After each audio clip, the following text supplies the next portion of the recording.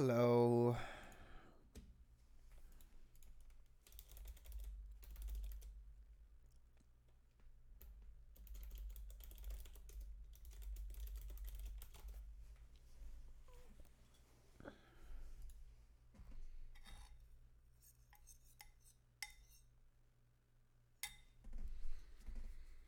I'm a buff baby, but I dance like a man. She a nice lady when she shakin' the yams. Spend the whole summer treppin' out the sedan, marching with the bands 'cause I think that I can.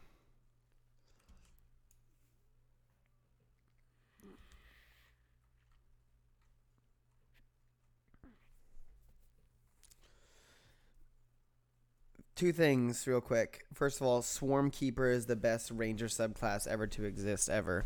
Second of all, second of all, Children of Morta is really cool. I really like this game and I want to keep playing it forever. And honestly, I kind of really want to stream that instead of this game.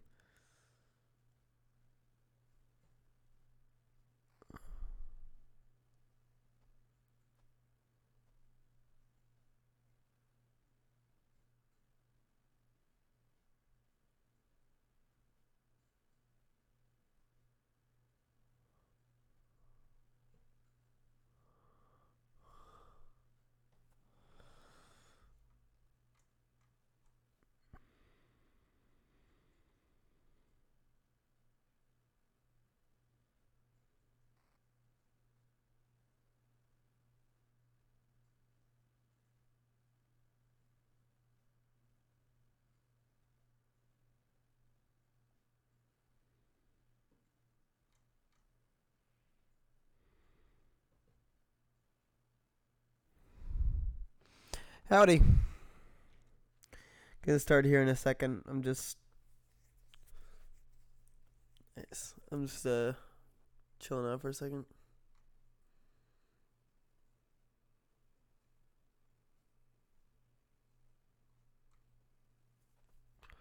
Preseason's already on PBE. Jesus.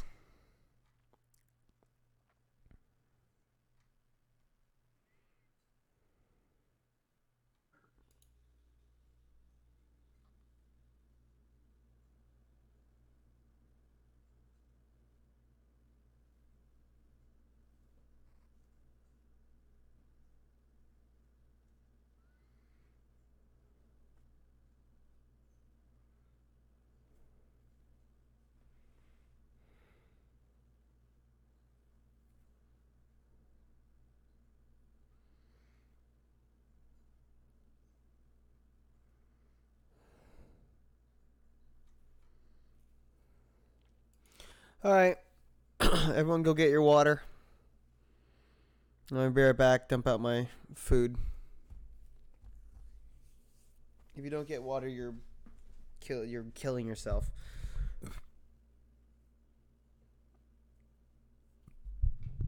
Yeah, man. Is that what it's called? Nintendo Developer System? I thought it was Nintendo Dual Screen.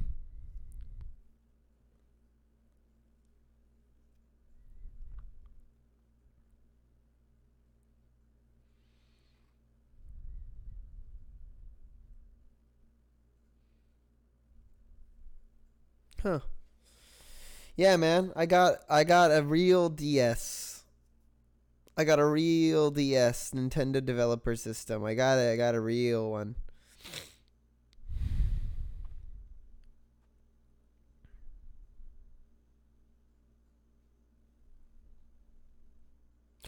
I think for the next game, I might ask Kelsey to redesign this. I think I might get rid of the DS picture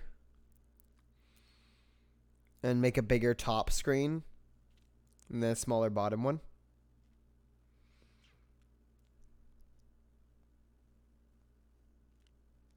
We'll see. Anyways, be right back.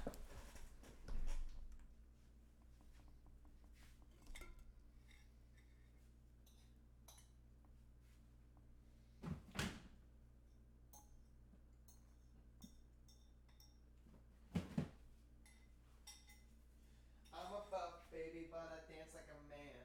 She nice lady when she's shaking the yams. Spend the whole summer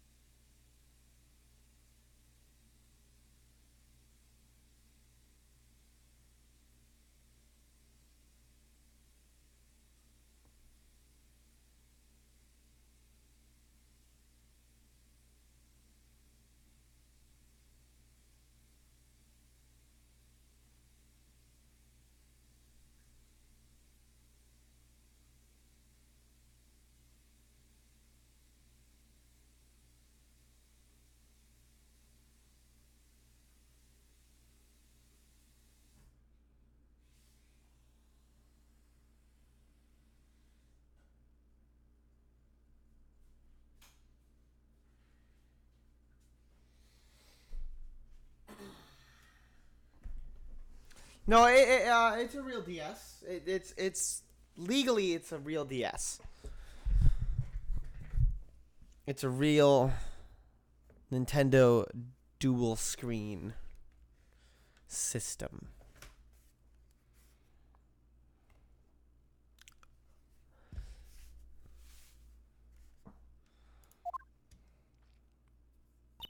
My voice feels a lot better. My voice was fucked on Sunday, I think it was. I had to cut that shit pretty quickly. I actually have no idea how streamers stream all day and they don't blow their voice out. I should start doing. I was thinking about doing voice exercises before stream. Probably should. I don't know. Okay. So where exactly does this leave us, Apollo? Well, the Drew Misham who was killed wasn't Drew Misham the forger, basically. Huh? Well, then who was he? Well, he was actually doing her nails. So you really made those forgeries?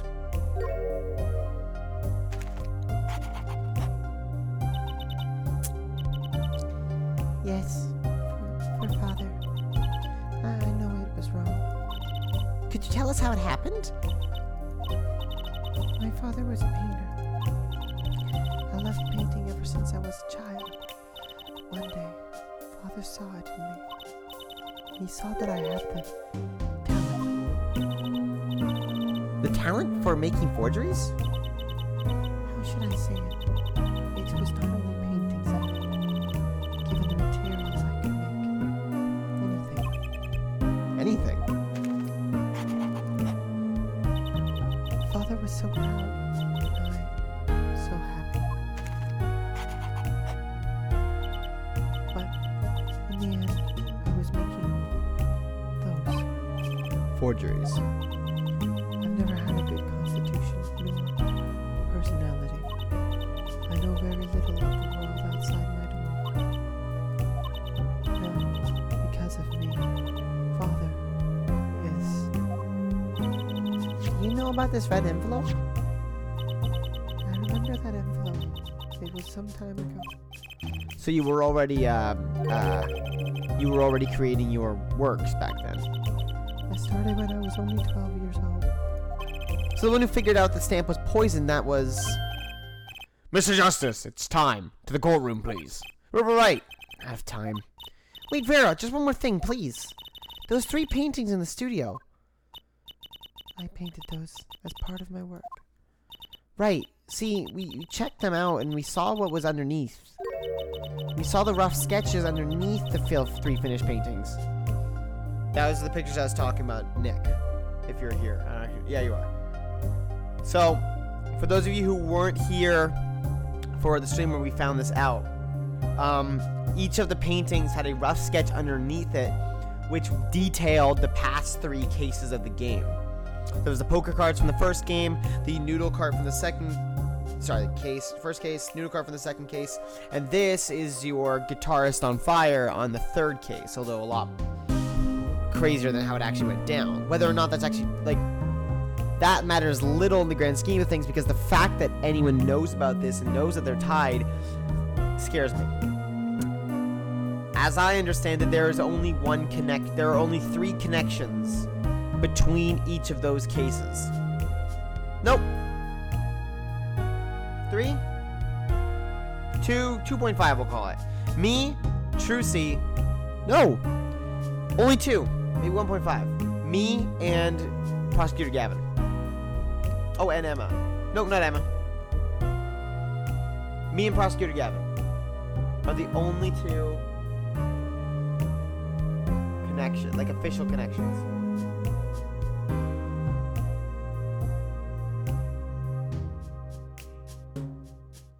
Yeah.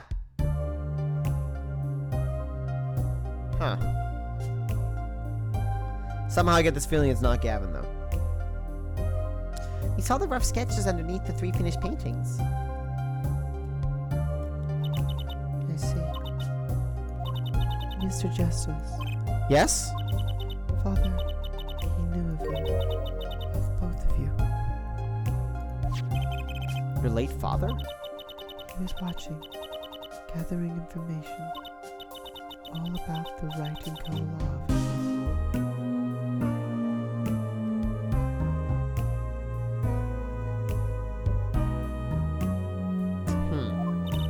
But lately, we're not doing just law. Yes, we do tricks, gags to amuse, and play piano. Well, they're not really gags. Yet when Father heard you had resumed the legal business, how pleased he was. Who is Mr. Misham? How am I supposed to know? What if he was Daddy's daddy? Judging from the relative ages involved, I'd say it's highly unlikely.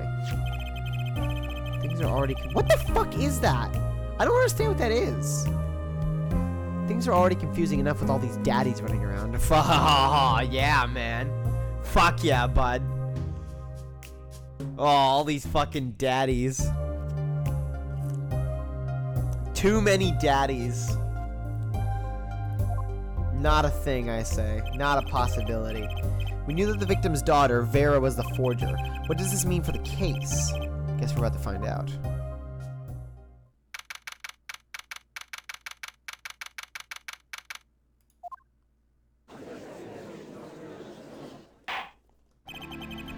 Court is now back in session. Vera seems pretty tense. She's practically chewing her fingernails clean off. Perhaps you could begin by telling us how it all worked. How did you set up this Druf Misham forger persona? There's that stare again. She's drilling more holes into his head. I know it's hard for you, but hey, he's a handsome guy.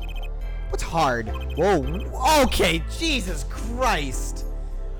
Holy shit. There's nothing else that could have been. There's nothing else that could have been. Very well, miss, if you would. Did you really make those detestable forgeries? Perhaps you'd rather answer my question. Voyous is the one who painted that painting. It's a remarkably similar one. Yes. I painted it. Yes. Father praised me quite highly for it. So, she was the one who's made the forgeries. Yet she did not wish to reveal the truth of the operation. So the victim was a stand-in, a decoy. To the world at large, he was the forger, not her. I've done a bad thing. I have. Every time. Regardless, we need a little more information. About, for instance, this. You have seen this before, yeah? Yes. It was in the desk drawer. Very well, you may proceed with your testimony. Tell us everything you know about this envelope. I think Phoenix employed Drew, or Vera, rather, to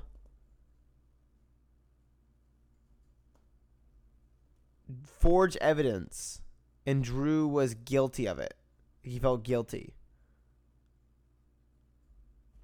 I created things and Father sold them. This envelope came after my first work. That was other than a painting. Father handled the deal. All of it. I received the stamp that was in that envelope. It was after that job that we moved to the colored studio.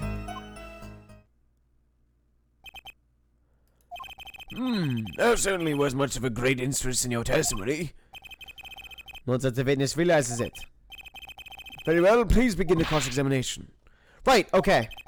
I need more information about this forger, this Drew Misham.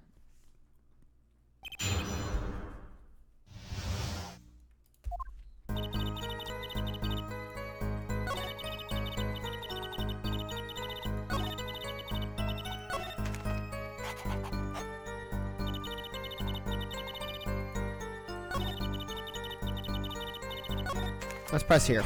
Wow, I have to set the animation every time. What do you mean you received it? Did I do something wrong? You didn't use that stamp because it was dangerous, correct? Deadly poison on the back, atropine. A moment, forehead. You can't force an answer upon the witness. Now then, perhaps you would tell me, Fraulein Vera. Why did you receive this stamp? Is something wrong? It was beautiful. Ah, you mean it was one of those commemorative stamps?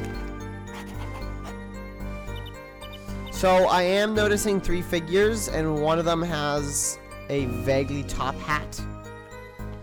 So I think it may have something to do with the Grimoires. Yes, I think it was. So you didn't know about the poison?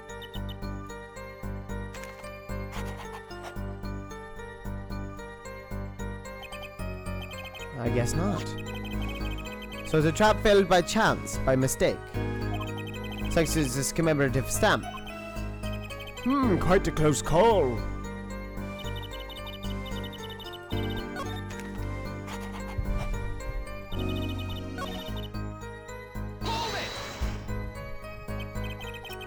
So you didn't know how things you were making were being used. I enjoy painting very much. I think I understand. The Fraulein has lived in an unusual little world. Can you tell us what happened to the papers that were in this envelope? Father signed them and sent them back, I believe. Did he follow the instructions? Send in the enclosed envelope with the enclosed stamp. Oh. This is a rather important matter. Give your answer some thought. Oh my fuck, dude.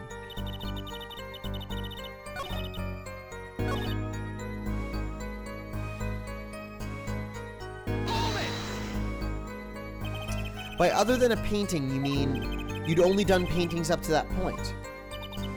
Yes, but Father had a realization. He noticed my talent extended to making things other than paintings. For instance... For instance, a letter someone had written, or a fingerprint left upon a cup, or a signature on a document, a seal upon a letter. None of this makes her sound very innocent at all. There's $100,000 promised since the letter was the start. The beginning of a new industry for Jumisham. Her new industry? Creation of items to be used in criminal proceedings. Forging evidence, in other words. Uh-oh.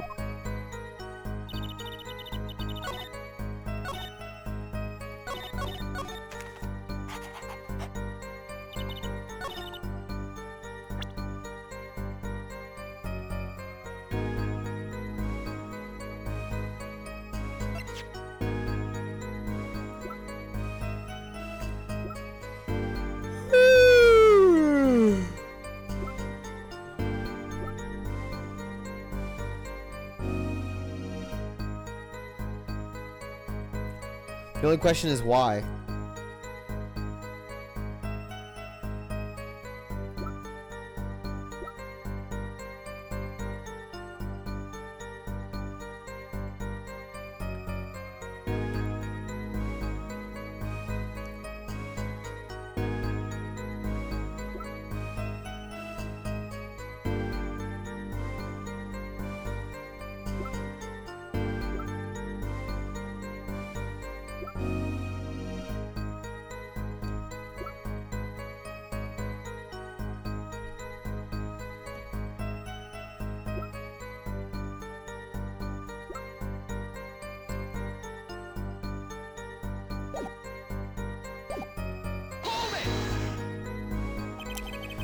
You mean you moved to where the current Drew studio is?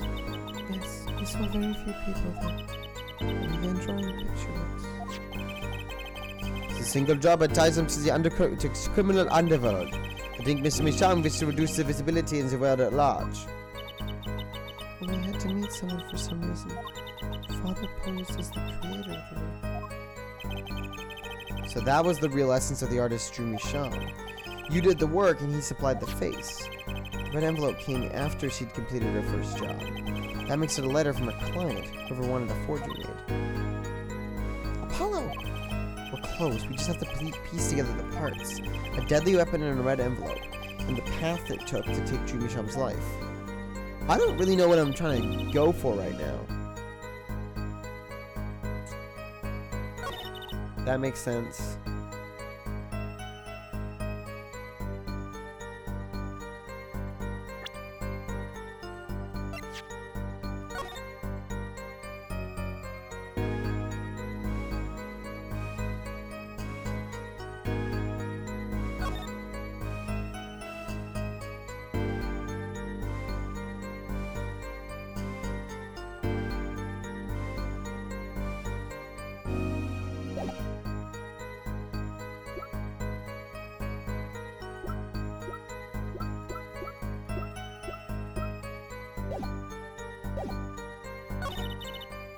Father handled the deal, all of it.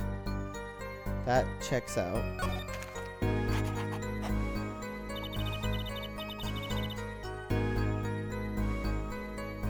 Is that it right there?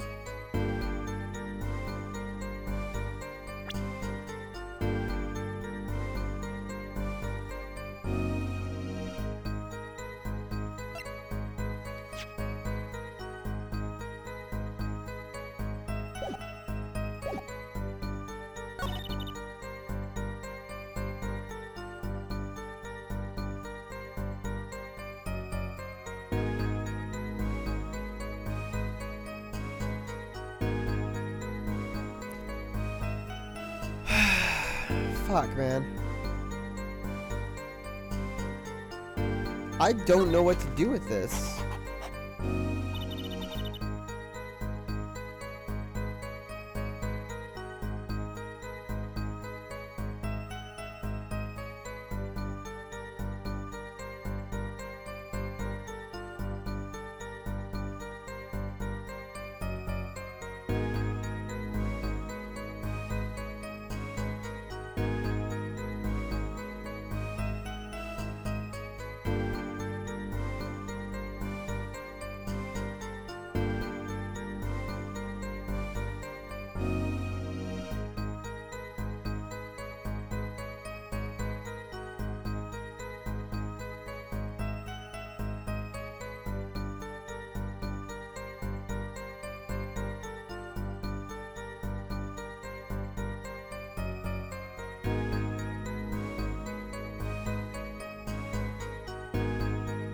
I'm thinking it's this one. I just don't know what.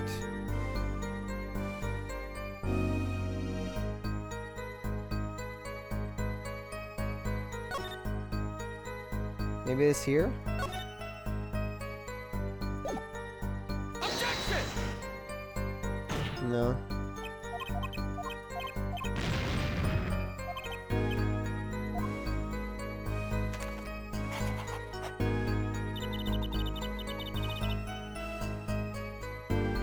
It seems to track to me? What does that mean?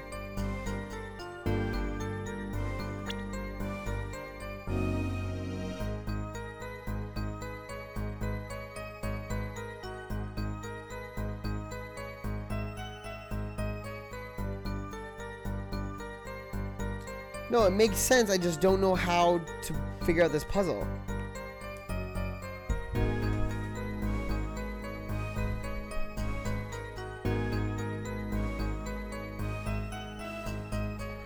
Then what line is it?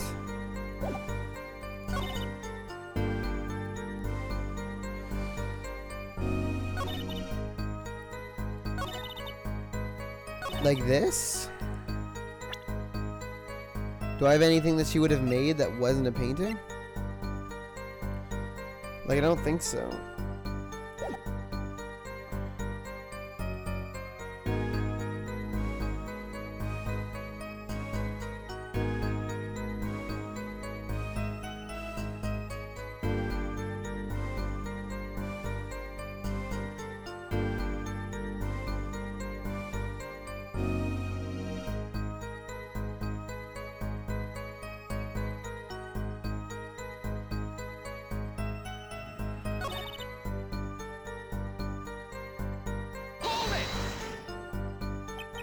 So these things you were making are, you mean paintings identical to other paintings, right? Closer they were, happier your father was. Happy your daddy was. I was happy too. Still, you're quite young now. When did you begin this work? Fuck, I lost his voice. I can't do it. My first painting sold when I was 12. Your Honor, she had no idea what she was doing was illegal. Is he there, little attorney? You're not here to defend her as a crime of forgery. True. Please tell us more about this envelope. This envelope that may very well have killed your father.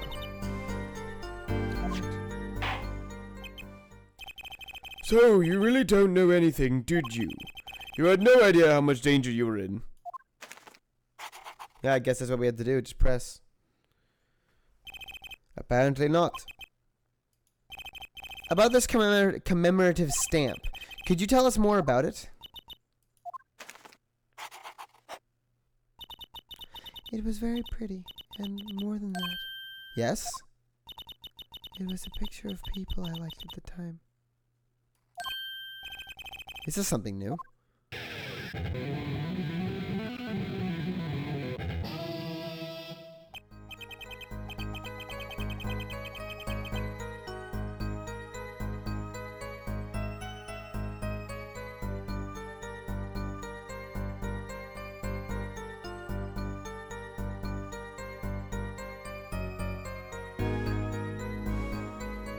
No, sorry guys. Alright, I'm back. Apparently we've got some cross-examination yet ahead of us. If you would be so kind as to continue your testimony, Farlene.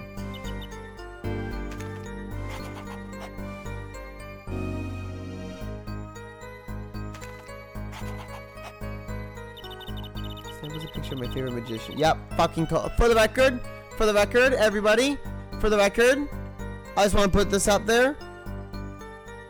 Streamer fucking called it, end quote.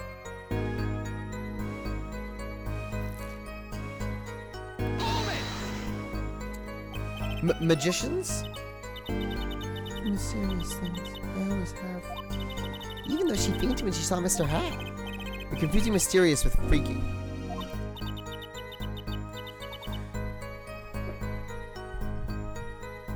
Father took me when I was very young. It was a great magic show. I loved it so much.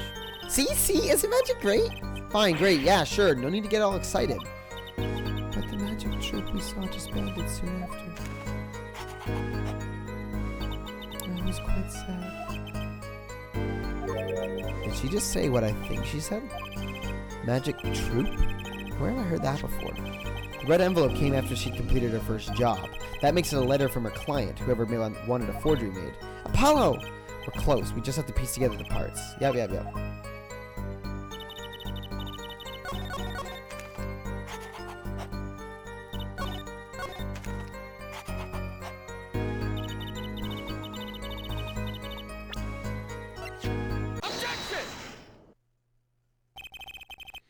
Those magicians you liked. Well, that's why I don't know if it's Phoenix. I don't know 100% if it's Phoenix. I'm not entirely certain that I'm not entirely sold that he did it intentionally yet. Alternative, I don't know.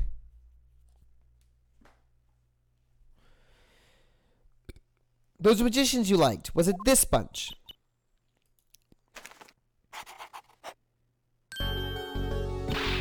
Apollo, they're not a bunch. I see. Still, I have to wonder, why include a commemorative stamp like that in a business letter?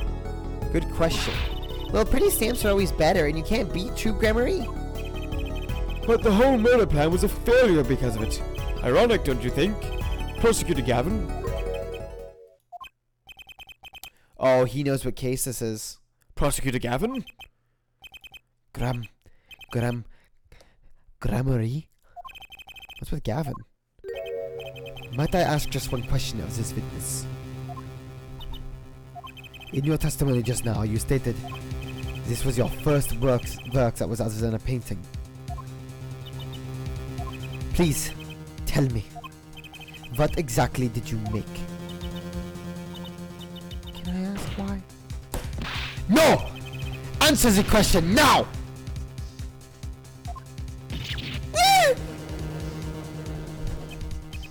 Prosecutor Gavin? You're usually not the one whose volume concerns me. Yes, it is unbecoming of me, I apologize. But I must know. Please, Miss Misham, tell me. It was a book. A single page in a book. A book? Please be more specific. It was a handwritten book. Like a diary.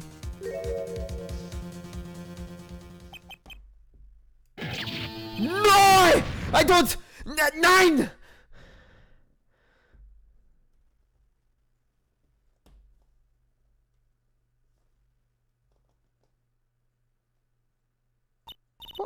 What's wrong with Prosecutor Gavin? He looks like he just saw a ghost. Miss Misham, this book. Was there a picture of a silk hat on the back cover? Yes or no? How did you know? Prosecutor Gavin, the defendant is answering all of your questions. Stop badgering her. He's told you nothing, has he? Your soiled, sullied mentor, nothing! Sully? Who? Phoenix Wright. Who else? Daddy? He never told you about the trial 7 years ago. About how he came to lose his attorney's badge. It was a certain piece of evidence that decided his fate. A certain diary. On the back, it bore the mark of a silk hat. What? Phoenix Wright tossed out of the profession by false evidence. And the forger who made that evidence. Is this girl standing right in front of me? Vera, you must tell us. The evidence you made was used in a trial 7 years ago. Who asked Drew Misham, you, to forge that evidence? For all of our sakes, who was it?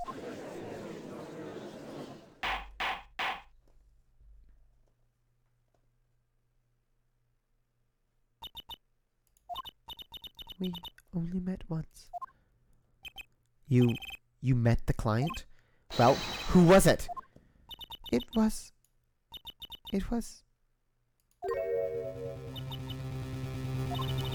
What's going on with Vera? She's staring at Prosecutor Gavin's face again. Yes, what? Who is there? Is there something about me? I remember clearly. I remember who gave me the book, the diary. Who was it?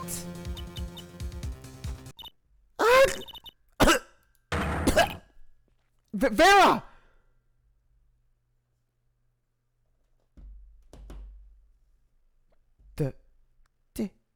Phil.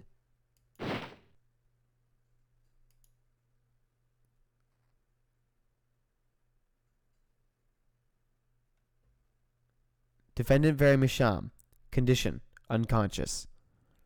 Examiner's diagnosis: acute atrocanine poisoning.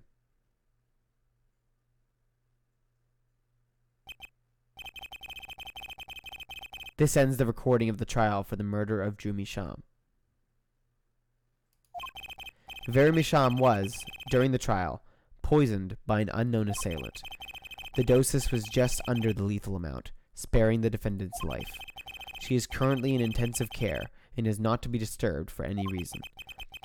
A very simple case at first glance, until it finally began to show its true colors. The long road to the truth takes us to the record of another trial. Ooh, they're using old music. In some ways, that was the starting point of it all. Oh, shit. And that is where we must go.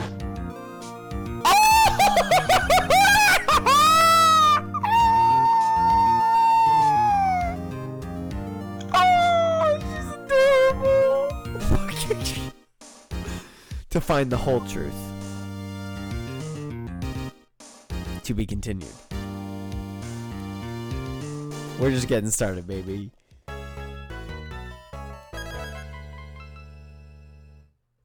Okay, so hold on. So it was a 15-minute reset. Oh shit. I lost. It's only a game of poker. Game I've played for a long time. I only lost twice. Who was the first? The man I killed, of course. Well, it seems I found the partner I've been looking for all along. Over a game of cards. Why, yes, over a game of cards.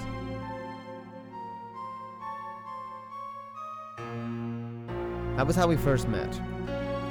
7 years ago. 7 years earlier, Phoenix Wright's final trial.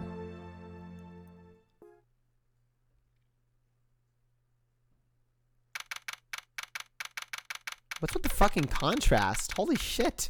That's bright. Jesus Christ. Hey, nice job. Congratulations, Chris. Fucking Austin, what the fuck your name is? Jesus. Whew, okay, it's been a long time since I felt like such a rookie. Got to try and relax. Good morning, Mr. Enigma. Oh, good morning, Mr. Enigma. I'm sorry to have sprung this on you so suddenly. I received the files from your previous attorney only yesterday. Honestly, I'm not entirely sure I'm prepared. I understand I am asking the impossible of you. Yes, well, you haven't really told me what happened yet. All we did was play cards. That was enough. Actually, it wasn't, trust me.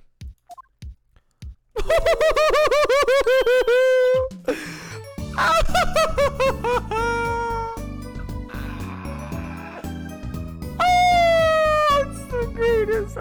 I love it. It's adorable. Oh, I can't look at it. It's adorable. Oh, good morning, Daddy. I'm so glad you came. You okay, Daddy? They picking on you? I am fine as always. This old boy here has helped me after all. That's young man to you. Good morning. That's a cute outfit you have on. Thanks. My first show's today, after all. Oh, I'm sure it is. What the heck is she talking about?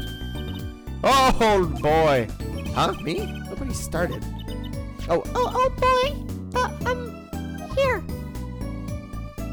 It seems fate's It seems fake clock will make me wait a little longer. At least only less than 10 swift minutes remain. To all those who have supported me in life's work, I give thanks. Farewell.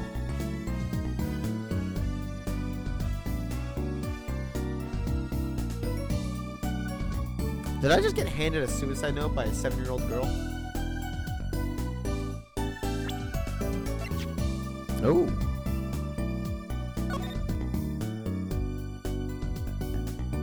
Oh.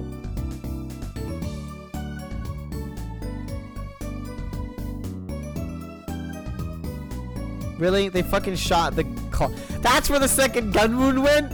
They shot the fucking clown? What the fuck? Like, you already shot the fucking wizard. Why you gotta go for this asshole? He's just sitting there.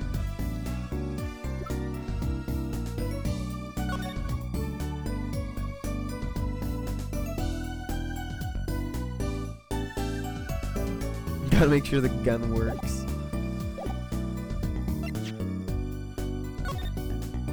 Ooh, I can still do this.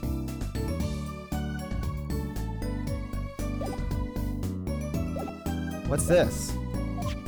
I don't know. I just got it over there in the hall. They told me to give it to the old boy in the blue suit with the spiky hair. They said it was really important. What's this? A memo for you or some such? Not for the looks of it. What is this? It's like a page from someone's diary. I'll give it a read later. Well, how do you feel about the trial today? We'll get through it somehow. Incidentally, the prosecutor today is a new guy here. Ah, an easy win then, yes? They're calling him a true thoroughbred in the history of the prosecutor's office. Of course, there's one of those every year. Switching of attorneys just before the trial. I know it is a difficult situation I put you in, but allow me to say one thing, Mr. Wright. Yes? They will not be able to pronounce me guilty today. So do your best, but do not worry. First time a defendant's ever given me a pep speech. And I'll do what I can. I see you do not understand. You see, it will be impossible for them to declare a verdict. Impossible?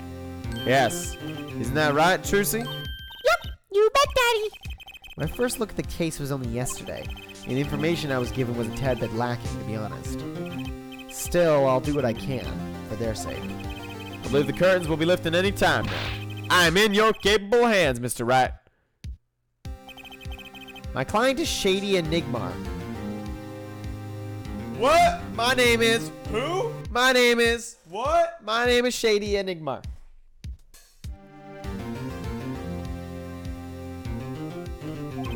Known to the world as Zach Gramarye, a widely popular magician, star of troupe Gramarye. His mentor, Magnifi Gramarye, was a rare breed of magician. He single-handedly ushered in a golden age of stage magic, until he was shot dead. And Zach Gramarye is a suspect.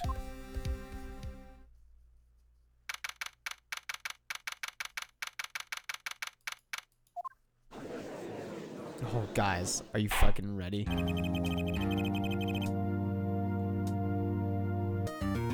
Court is now in session for the trial of Shady Enigma.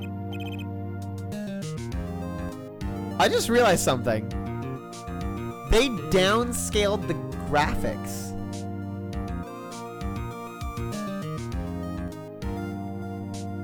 I'm pretty sure Phoenix was always on the left side.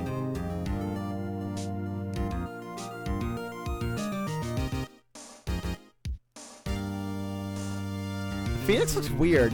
It's been a long fucking time since I've seen DS Phoenix.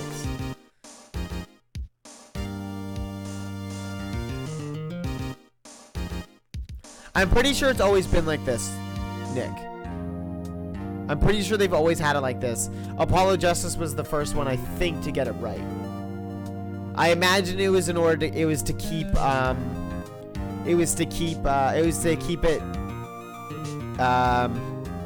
there's a word for it in film. I don't remember what it is, but it's jarring for the viewer if you... Oh, it's the line of symmetry. You never want to switch... You never want to cross the line of symmetry because it makes it so...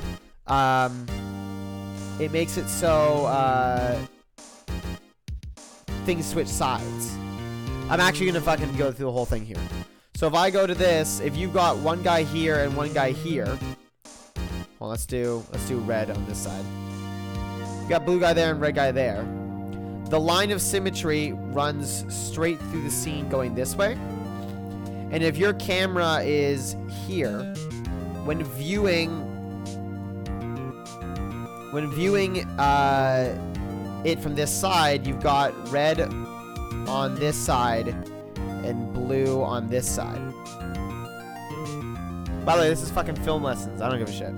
But if your camera is on this side at any point, if at any point it crosses this line, suddenly these will flip, and you will have the red on the left side and the blue on the right side.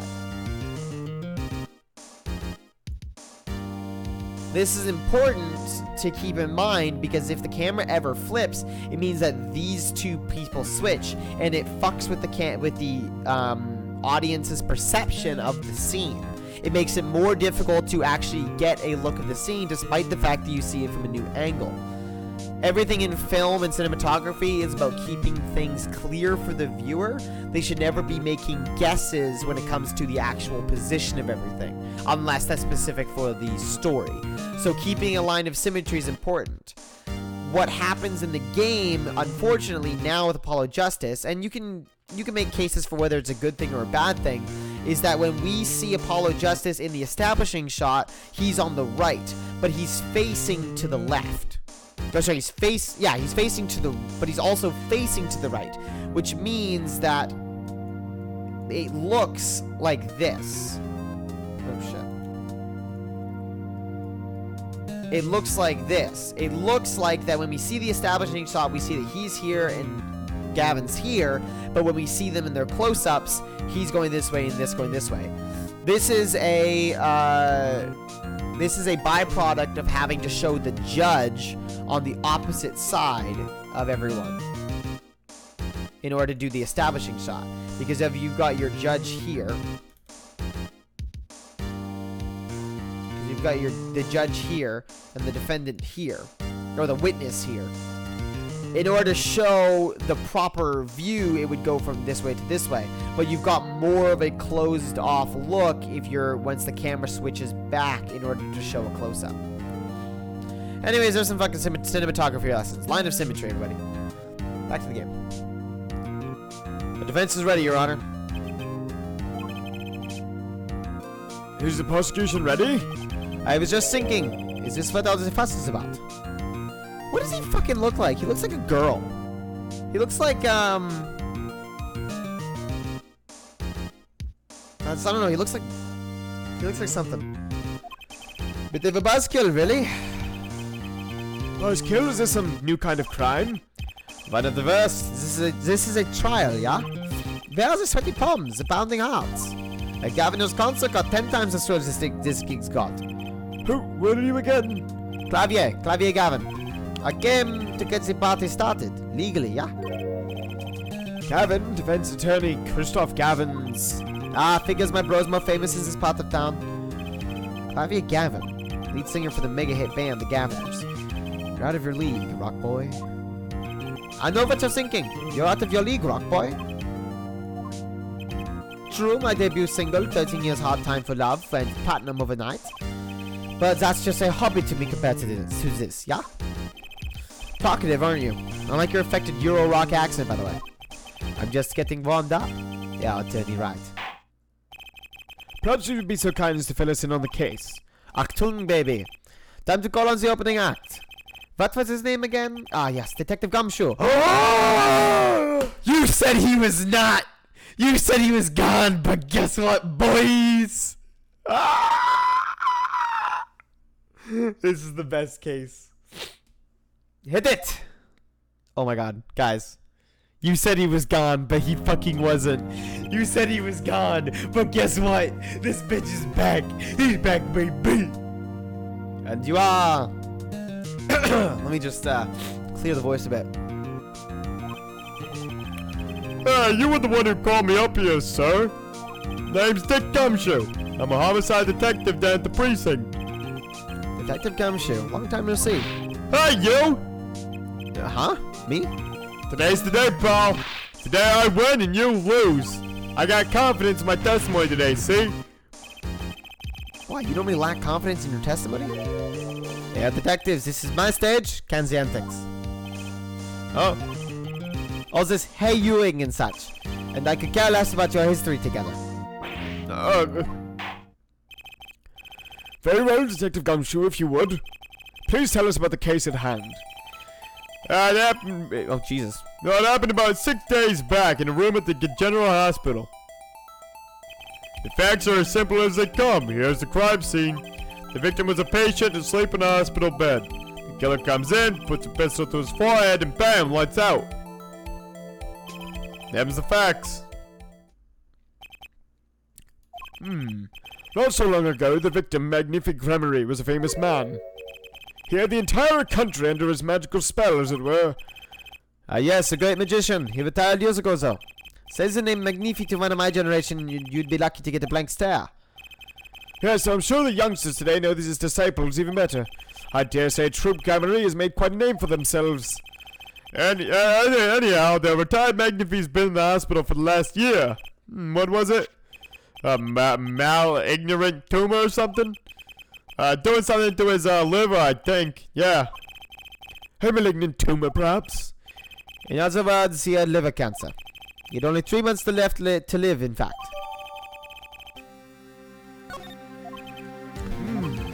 Facts do seem simple enough, but something's not right.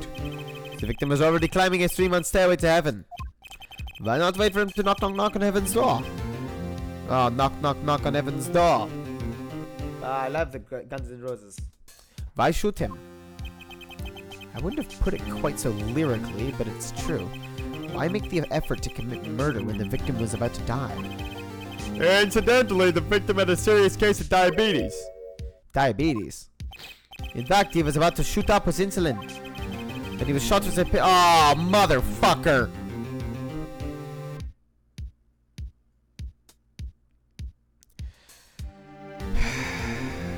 I suppose it was only a matter of time.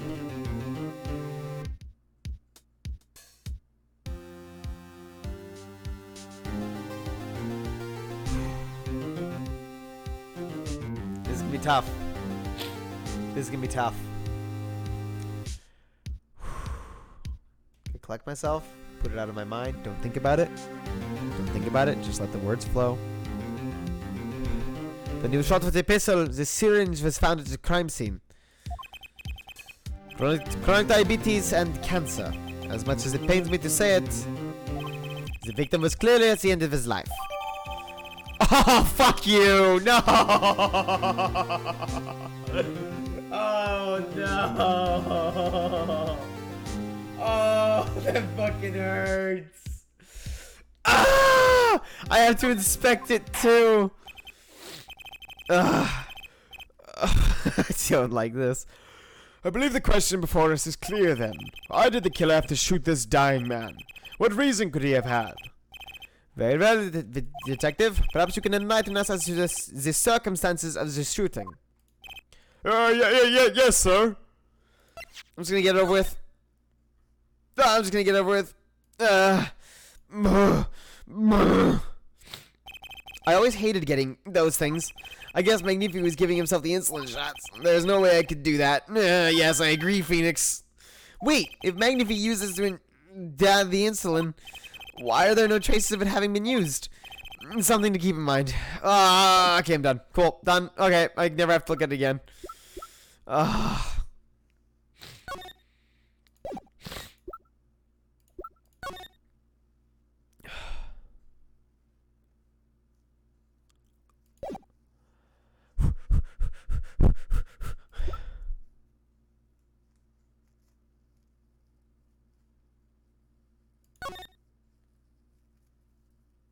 I guess the final stage with no hope of recovery.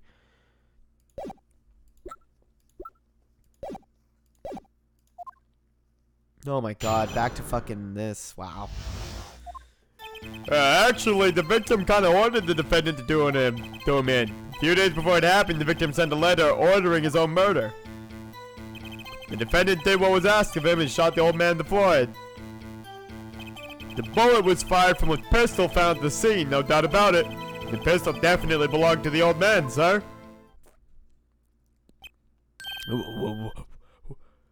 What? You're saying the victim ordered his own shooting? Those are the facts. I have here the letter in question. To my beloved student Zach, to you I entrust the task of lowering my life's... Excuse me. Magnifi's letter added to the court record. Very unusual indeed. Just fucking reading that. My life's curtain. Come on the 13th, 11:05 p.m. I will ready a gun with which you will shoot one shot square in the forehead. You cannot refuse, and we both know the reason why. Magnifi Gramarye.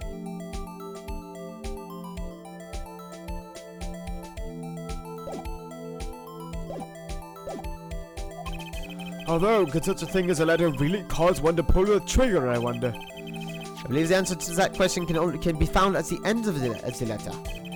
Ah, you cannot refuse, and we both know the reason why. Detective Gumshoe, can you explain this to the court? Unfortunately, even the defendant won't say a peep about that bit, sir. One thing bothers me about this. Why didn't he just say 11? Why have him come at 11:05 without some specific reason? The devil is in the details, Air Attorney. Fuck, oh, wow, that was weird. Well, was there some reason? As it turns out, there was. Every night for a half hour, starting at 11, the victim, Magnifi Gramarye, was given an IV. An IV.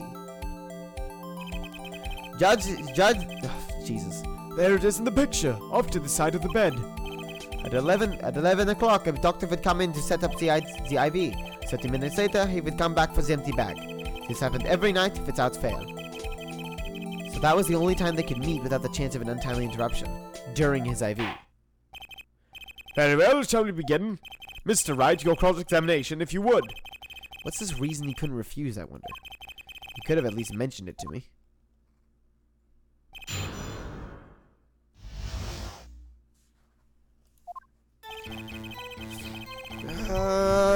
Shit, man.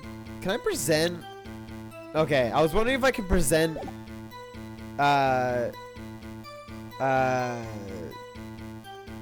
profiles again. That'd be cool. If that was like the thing.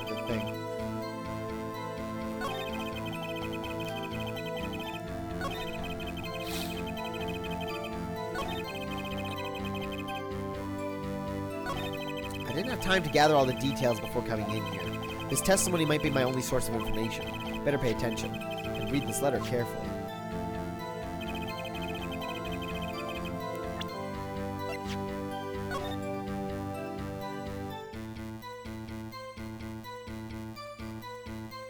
Why does he have a gun, though?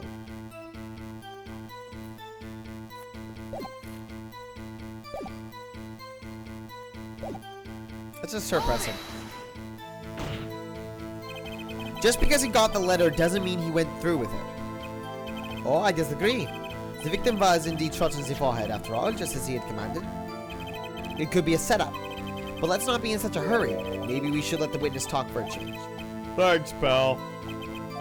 Fine. I can play it as slow as you like, as slow as well as I can play it fast. On with the testimony, Detective Gumshoe.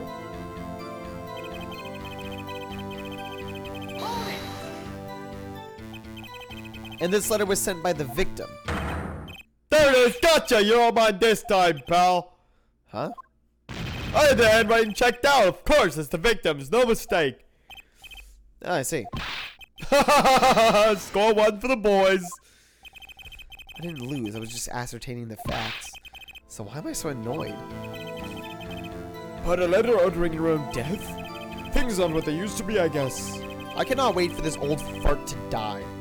Not like sure this is exactly commonplace even now, Your Honor. So anyway, I guess I'll keep going while I'm ahead.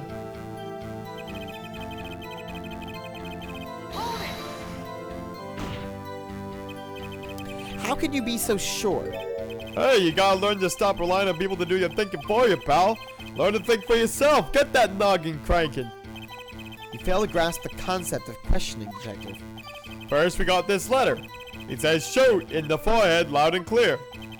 I can see that, but I still wouldn't do it. Well, maybe you need to grow yourself a backbone, pal. You fail to grasp the concept of shooting people is bad, Detective. We also found the defendant's pistol at the scene. Traces of gunpowder residue shows that it has been fired recently. Well, Mr. Wright, as far as I can tell from looking at this photo, there seems to be no issue with the prosecution's claim. What interests me is going into this, I don't know. So Gavin seemed to be pretty bothered by the knowledge that she had been involved with this case. So I wonder exactly how this case is going to go down. The photo, maybe there's something in there I can use. So they're saying the defendant shot the victim in the forehead. I think there's a hole in the prosecution's argument. Clearly Mr. Enigma shot something else. Looking at this photo, another possibility occurs to me. Yes? What does the letter tell us? That the defendant had a reason he couldn't refuse his teacher's wishes. Bingo, pal. That's why the defendant popped him one in the forehead. Oh? The defense disagrees. You see, the defendant had another choice he could make. What? And you can prove that with this photo? I can prove he had a choice, yes. The defendant might have fired like he was ordered, but he didn't shoot the victim's forehead. Well, let's hear what you're thinking, Mr. Wright. I don't know for sure. We'll have to see going forward, but I want to say that they actually slowed down. They took frames out of Clave slamming the wall animation. I really don't know that for sure, but it would be a very, very, very fun detail if they did. The clown doll? Take a closer look. See? It's been shot in the forehead, too. Oh, there's a hole in its forehead. Yes, and a hole in the prosecution's claim. And I suppose you have a reason as to why he shoots a clown doll. He didn't just shoot the doll. He shot the doll's forehead. His forehead? Let's read the orders once more, shall we? You will shoot one shot square in the forehead. Which is exactly what he did. He shot the clown doll square in the forehead. The defense has raised an intriguing possibility. That hole in the clown's forehead, it definitely looks like it was shot. Bailiff, send someone to investigate this matter. No, they didn't. I'm lying. That would have been really cool, though. I admit, I'm impressed, but I expected nothing less. Still, this doesn't mean he didn't shoot the victim. And this is weird. Perhaps he did have to shoot a forehead as ordered, but the letter says nothing about whose forehead. This was the only way he had to follow orders without taking a life. The bullet hole in the clown doll's forehead does demand an explanation. It might very well be a clue, yet Prosecutor Gavin is right. It alone does not prove the defendant's innocence. You cannot say for sure the defendant didn't shoot the victim. So sorry, Mr. Wright. How sad it is to see the mighty fall. How sad it is to see the novice's overconfidence. He doesn't realize just how big this little hole is going to get. Holy shit! This is really awesome! He's like, yeah, whatever, bitch. I've been through this shit about 1,000,000 fucking times. You have no idea the new asshole I'm gonna tear you. I'm gonna find one sweat gland on your taint and turn that into a new ass. Veteran Phoenix is pretty fun. Detective Gumshoe, please take this newfound fact into account as you continue your testimony. So what if he shot the clown? He still shot the victim, pal. Oh shit.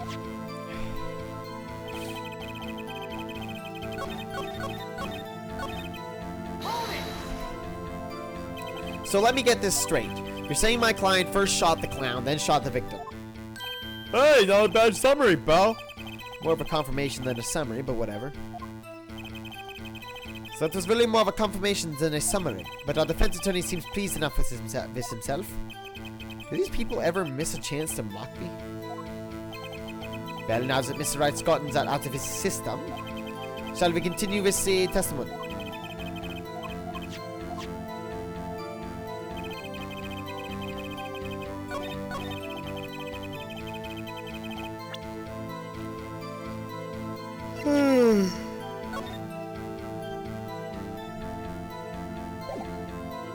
So what intrigues me is this.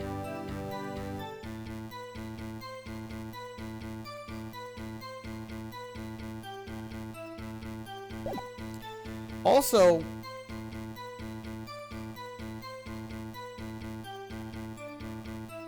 is this the... Yeah, I wonder. This must be the forged evidence.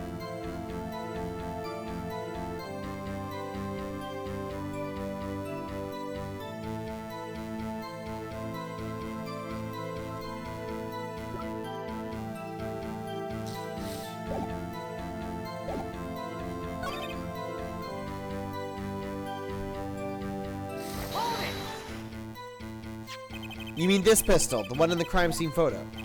That's the one. It's a funny-looking gun, so there's no mistaking it. It compares a bullet taken from the victim's skull with a bullet fired from this gun. So rifle markings on the bullet for a perfect match. So you verified the murder weapon, in other words. You bet we did.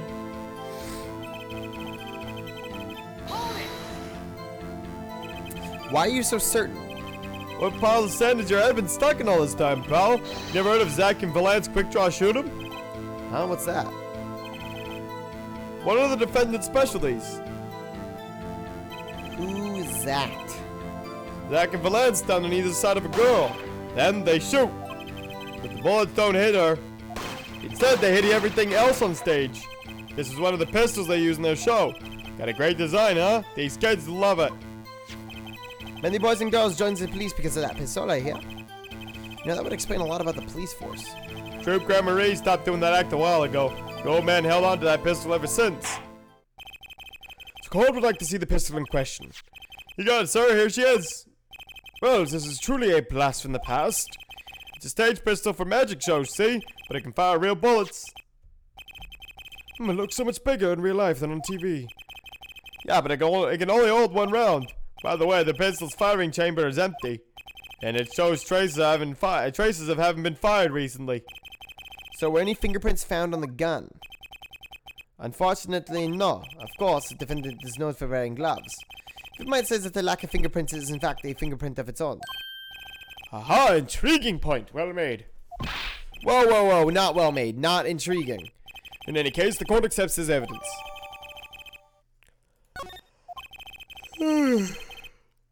My grandchild would get a kick out of seeing this.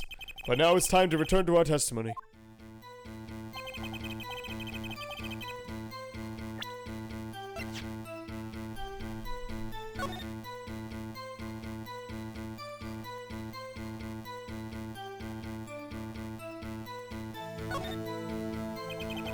If you look closely, you can see how the pistol's made to bend here.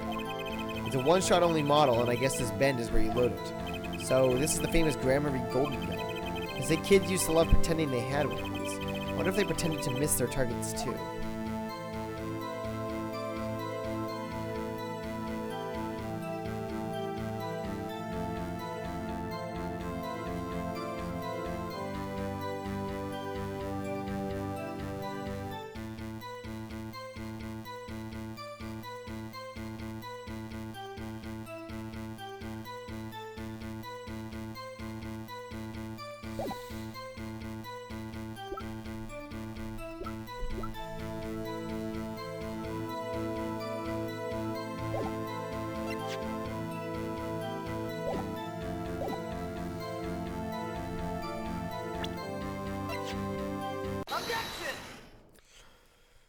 The trickiest case is often seen the simplest.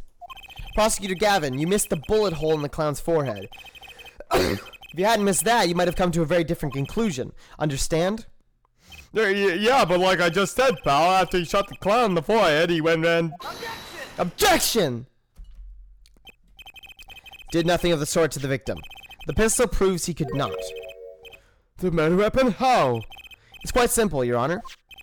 This pistol only holds one bullet at a time. Ah. If he had shot the clown in the forehead, he couldn't have shot the victim too. No, they used the trials music. I mean, I guess it was to be expected, but I'm sad. Ugh! That's not a contradiction, not even close. All he had to do was reload the pistol after the first shot. Oh, where did he get the extra bullet? They're not so easy to come by, you know. If you claim the defendant had one ready, then prove to us how he got it. Oh! Oh! Veteran Phoenix puts the burden of proof on the prosecution. Where the fuck was this in fucking Trials and Tribulations? Holy shit! Oh, guys! Oh, this feels weird. Oh, this feels weird. Oh no! Never in the likes of Phoenix history has he been this prepared. I know. Clavier Gavin hasn't yet learned the most important lesson of prosecuting in the Phoenix world. You can put the burden of proof on the defense attorney whenever the fuck you like.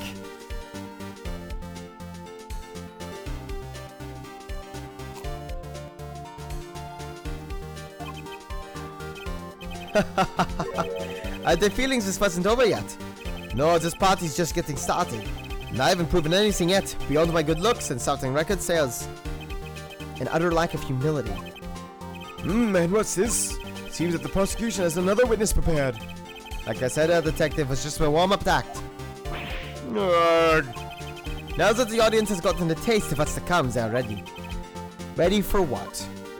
For my decisive witness, of course. A witness who, you will find, can prove one thing for us. That it was Zach Gramarye who shot the victim in the forehead. Very well. We will pause for a 15-minute recess. This might be my lucky break. I'll need that 15 minutes to talk to my client, Zach. Court is adjourned. What I'm interested in... I'm gonna go one more. I'm gonna go one more stretch. What I'm interested in is, so she was given atropine poisoning, but from who?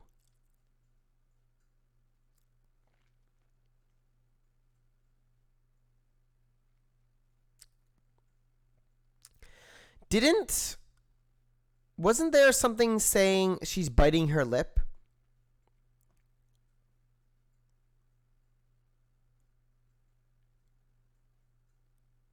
Like, when we were first talking to Vera, wasn't she biting her lip?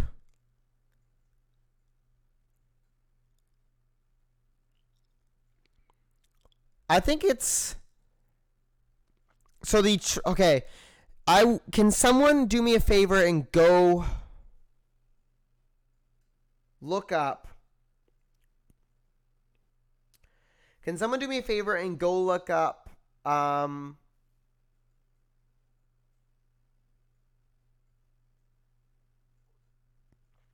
Can someone do me a favor and go earlier in the stream and find two things for me?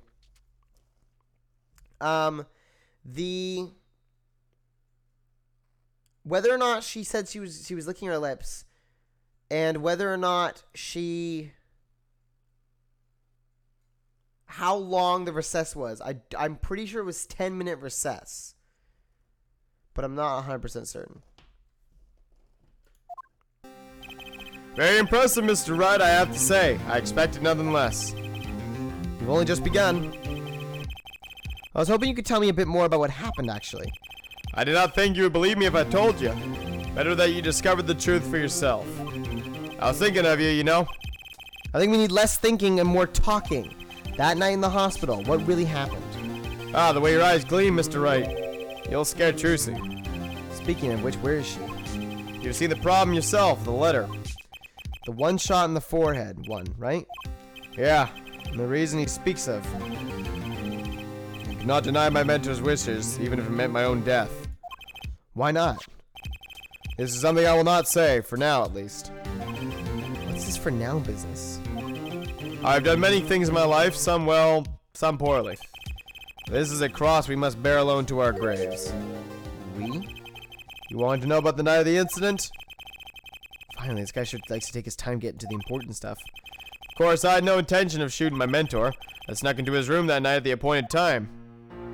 And found there upon his bedside table 2 pistols. 2?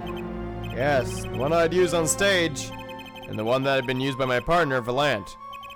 Oh, for the Zach and Valance quick draw thing.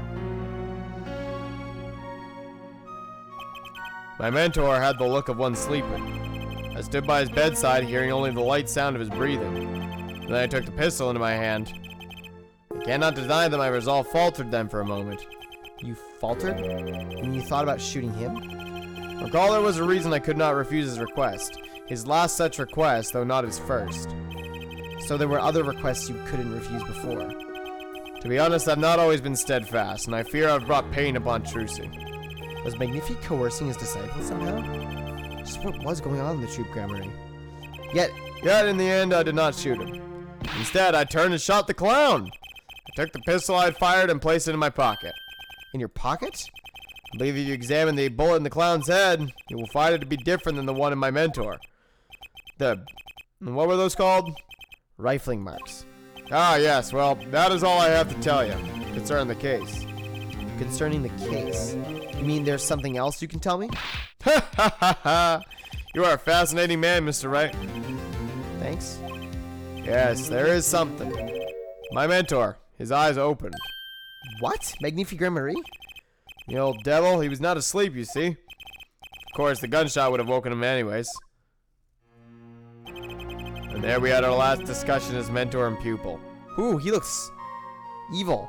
Also, somehow the bullet didn't just fucking fly into the wall. Also, somehow people didn't hear the fucking bullet.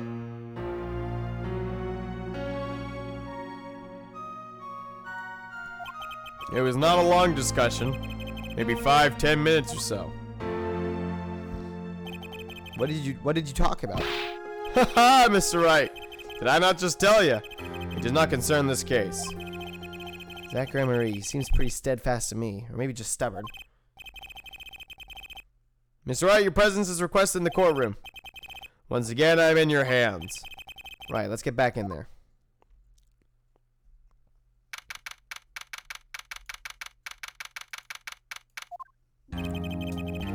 Court is now back in session. During our recess, a bullet was found and dug out from the clown's head. Well, this is news, and the rifling marks. There wasn't time to do a detailed analysis, so they did find the weapon type matches the murderer. Well, that's not very conclusive, is it? Which is why I'm about to call me my very decisive witness. Your decisive witness? How many times have I heard those words? Though they often turn out to be far less decisive than you think. Oh, don't worry on my account. I'm quite confident this witness will do his job. After all, he is intimately acquainted with the players in our little production, being the other half of Troop Grammary's famous duo, Zach and Valant. Valant Grammary. So we get to meet the great Magnifi's other disciple. Perhaps we'll start by asking your name and occupation. Valant Grammary, magician. And you're the decisive witness, are you? You can prove your fellow student your fellow partner's guilt. Fate, the grand illusion, filled with traps and tricks. Wait, the shooting took place in the hospital after 11 o'clock at night. If you're a witness, does that mean you were there that late? If one were to deduce this logically, the conclusion is yes. Okay. I always get the characters, don't I? I have an interesting fact for you, you see. Several days before the crime, my witness receives this. That looks very familiar. Wait. That's the same letter Zach Grammary received. Yes, or perhaps I should say, ta-da! And what does it say? Surely not the same thing. Perhaps you should say for yourself.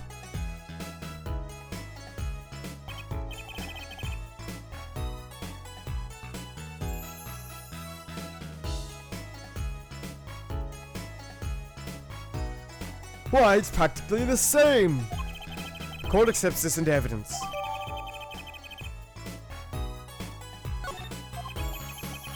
This is most unusual. Exactly what was going on with you folks? What exactly was your troop grammary up to? By which you mean... I'm just having trouble envisioning a man who would ask his students to kill him. Both of them, no less. It's just my opinion now, Judge. But from these letters, I'd say he was coercing them, not asking them. We walked the magician's path together, and in doing so, shared much of our lives. When people are so close, where there is strain, a warping of relations, you might say. Yet this has nothing to do with the case at hand. By which you mean you're not going to tell us. Which makes me wonder even more about this reason they couldn't refuse. Well, let's get going on with the testimony for starters. The defendant, Zach Gremery, stands accused. Tell us why. Well, I'll do more than that. For where he walks, the red roses rise, singing hymns to the miracle that is magic. Fascinating, though I hardly need to remind you that the evidence could just as clearly point to you as a suspect. The letter, the murder weapon, and now the 2 bullets found at the scene. In fact, the only difference seems to be the designated time. Ha ha ha ha ha ha ha! As every magician knows, timing is everything. Yes, and now it's time for this pot to get this party fired up.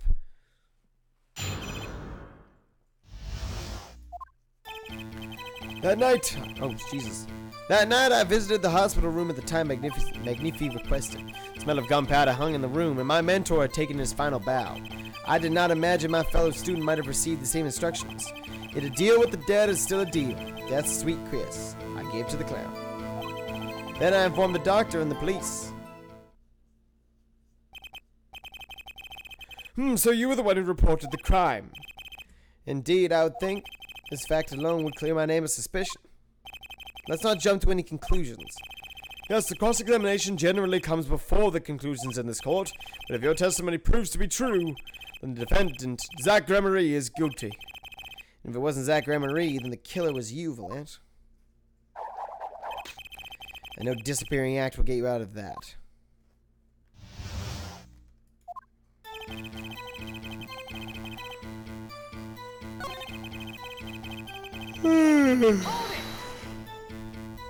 So, you weren't worried for your own safety at all. I mean, you smelled gunpowder, yes? What if the shooter was still nearby? I did not consider this, to be honest. It is forbidden for a magician to have a good imagination. Really? Isn't magic all about illusions and imagination? How about this? You were the shooter, which is why you weren't afraid. Now you are the one imagining it. It is forbidden for a lawyer to have a good imagination. Witness will refrain from pausing so suspiciously before responding. My forbidden imagination is starting to imagine things.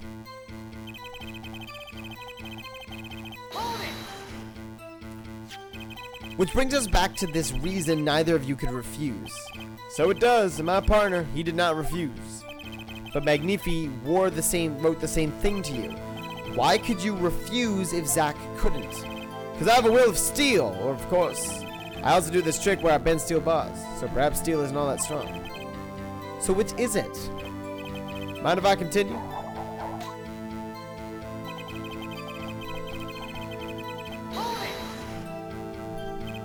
There were 2 bullet holes at the scene, one in the victim and one in the clown. You're saying the one who shot the clown was you? No doubt my partner Zach has said much the same thing. Yeah, because whoever didn't shoot the clown committed a murder. I'd better dig around here a bit more and see what I can turn up. Mr. Valant, let me ask about something concerning the crime scene. Namely, the number of pistols. How many pistols were there when you entered the room? By which you mean what, precisely?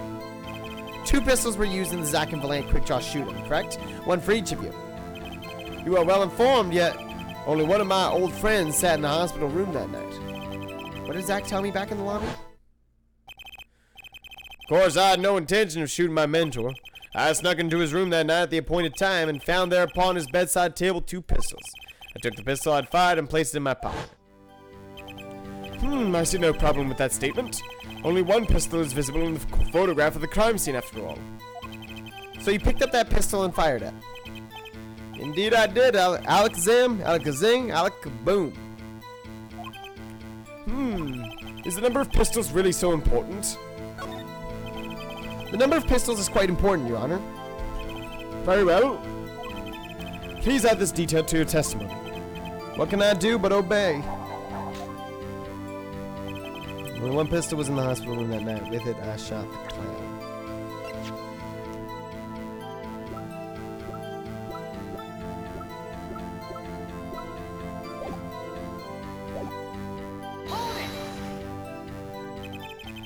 So you took the only pistol there and fired it.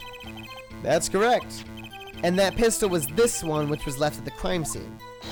Good show. I see you too are a magician of sorts. And you're an idiot of sorts. Do you have any idea what you just said? I see the fire in your eyes as you glare as a witness. So how about the heating of this trial a bit? These slow ballads bore me. I've got a hunch, but maybe that's all it is. Maybe I should ask about something else?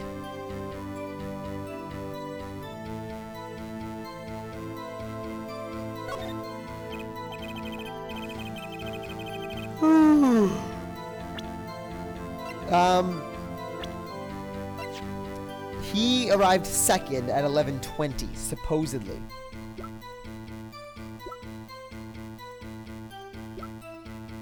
Oh, she's so cute. Magnifique Reverie. No, Zach entered second. Sorry, Valant entered first. No, sorry. Zach entered first at 11:05. Valant entered second at 11:20. Second thought, let's run with his testimony for a little while longer. I think it's this. No, it's not.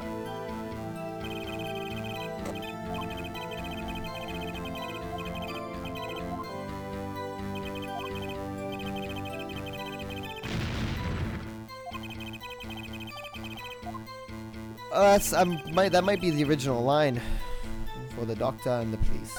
When the vampire serves in the hospital, informs the doctor and the police. So you informed the police. What did you do then? What do you suppose I did? Use my magic to levitate my mentor's corpse, perhaps? I don't know. That's why I'm asking. Now, please answer the question and skip the sarcasm. After I made my report, I called the doctor and we returned to the room. While we were waiting for the police to arrive, we discussed stomach medicine. If you have concerns with the doctor, it all checks out. He praised Mr. Valant's knowledge of stomach medicine, in fact. That is an honor I do not deserve, but I accept. Both of Magnifi's students received the same letter. Both admit to having gone to the hospital that night. 2 bullets were fired, and one of them killed Magnifi.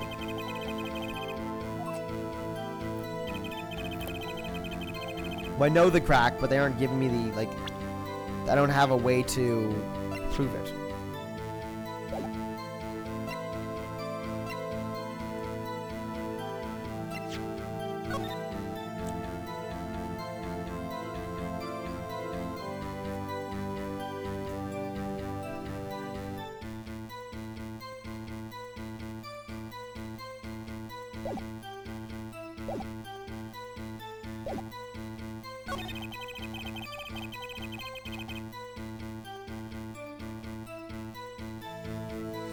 They're not using the same music, no.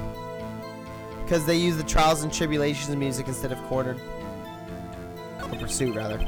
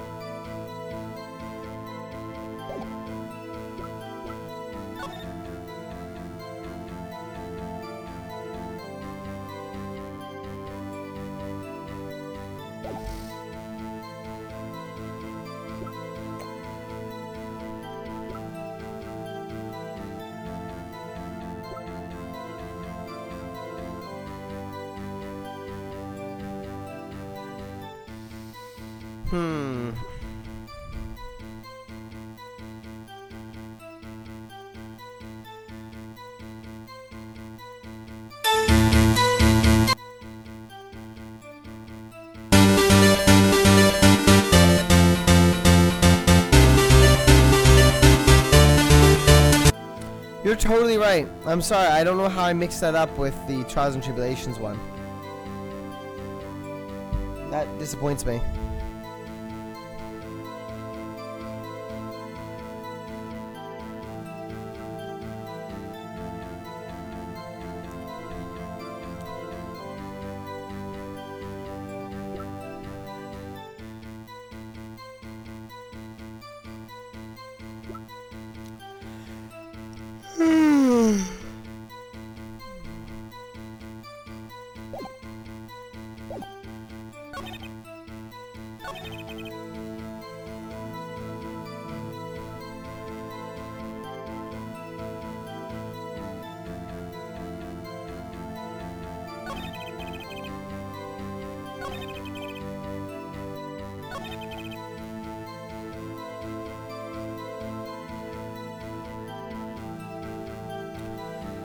I don't know what to do here.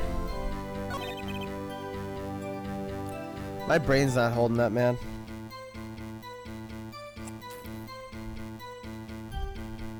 I believe so.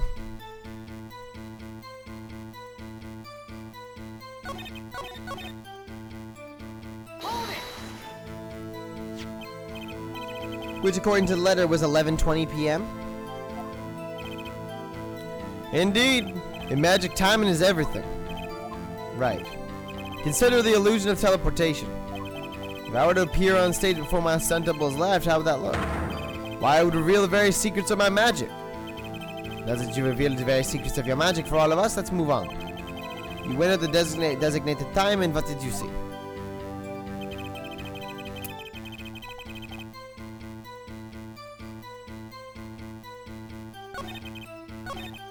We don't know the ballistics.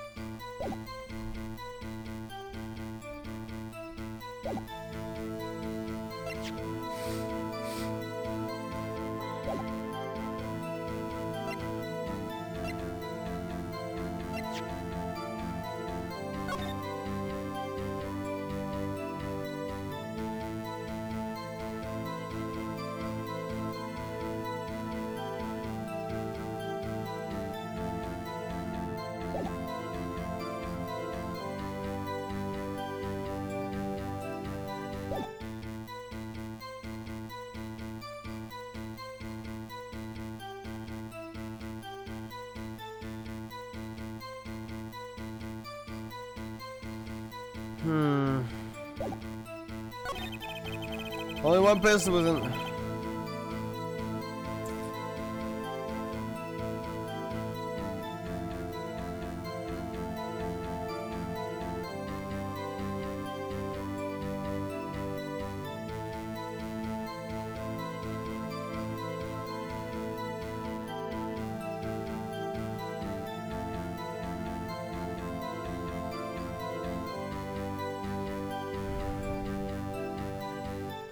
Change the bullet.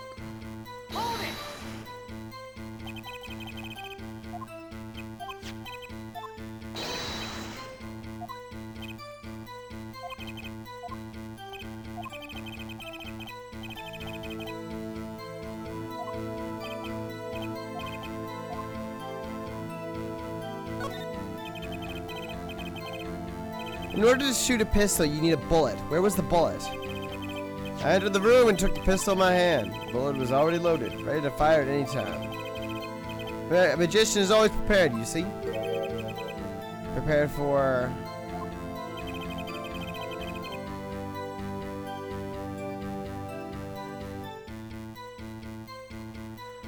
One never knows when a miracle will be called for. A magician always has 7 doves in his pocket and a white rabbit up each sleeve. Clearly we're dealing with professionals here. Is this bullet that was loaded in the pistol really so important?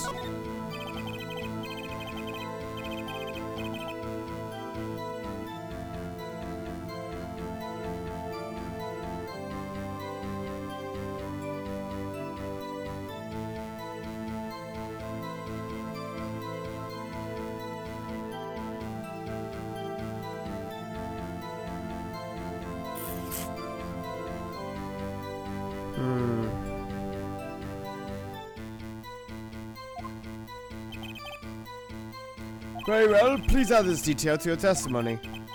What can I do but obey?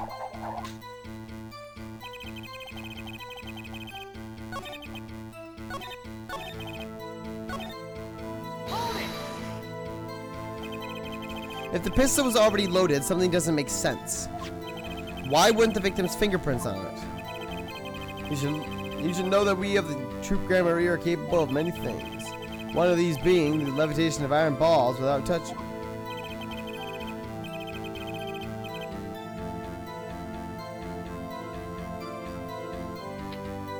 There's no magic involved here. The shooter was just methodical, that's all. Oh shit, whoa, wrong voice. He simply wiped everything on fingerprints. Can't really do much with fingerprints that weren't there. Maybe I should ask him about something else.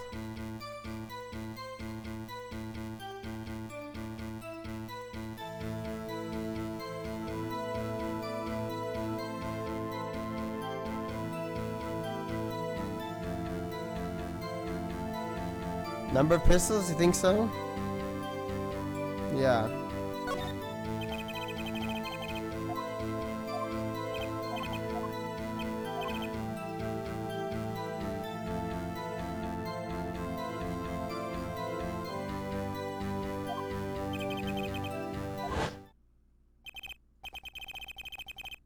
Wait.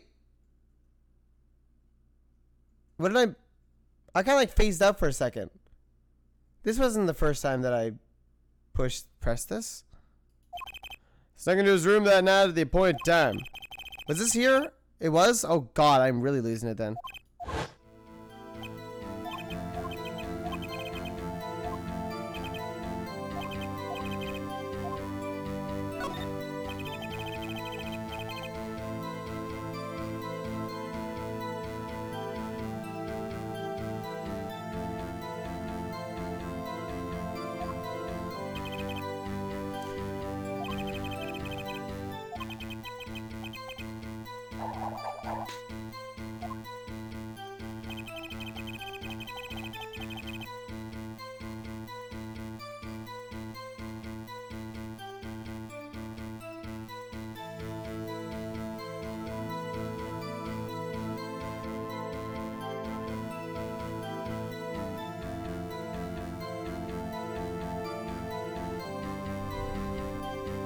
Guys, I already presented the pistol on that.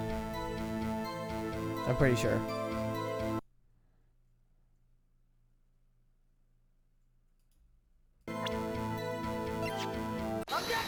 I swear I already presented that, but whatever. Sometimes that happens. According to the defendant, Zach Gramarye, when he entered the room, I presented the pistol before on something, but I must have gotten the wrong one. There were 2 pistols on that table. 2? One of these pistols he used to shoot the clown in the forehead. Then he left with it in his pocket. Of course, this is what he would say. Unlike the hapless clown, we must assume our defendant has some brains in his head. Well, what about what Mr. Valant has told us? You see, there's something about his testimony that doesn't make sense. What might that be? I told you I took the pistol that was there and shot the clown. That's your story, at least. But the rifling marks tell a very different story, Mr. Valant. Recall what Prosecutor Gavin told us. We compared the bullet taken from the victim's skull with a bullet fired from his gun. The rifling marks on the bullet were a perfect match. Mr. Valant, if you fired this pistol, then you shot the victim in the forehead.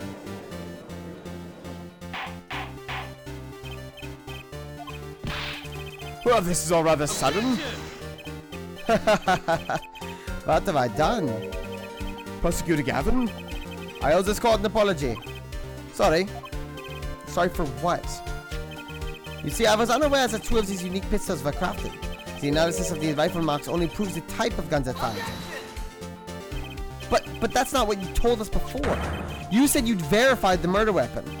Which is why I'm apologizing to you now. Quite sincerely, I must add. Would you hold me accountable for a mistake made in my youth? That was just this morning. I'm still young. And I might add, it wasn't really my fault. If the defendant had only admitted he took 1 pistol from the scene of the crime, we would not be having this pleasant discussion now. Valentin Marie? Yes, Your Honor. You were presented to this court as a decisive witness, but you've proven to be more divisive than decisive. Objection! You'll see in time. The testimony so far has merely been a review of the facts. The proof comes next. Care to elaborate, Prosecutor Galvin? When Mr. Valant entered the hospital room, the victim had already been shot. As his next testimony will prove, alright, the real fight is about to begin. Bring it. Very well, the witness will now testify to the court. Help us determine who shot what.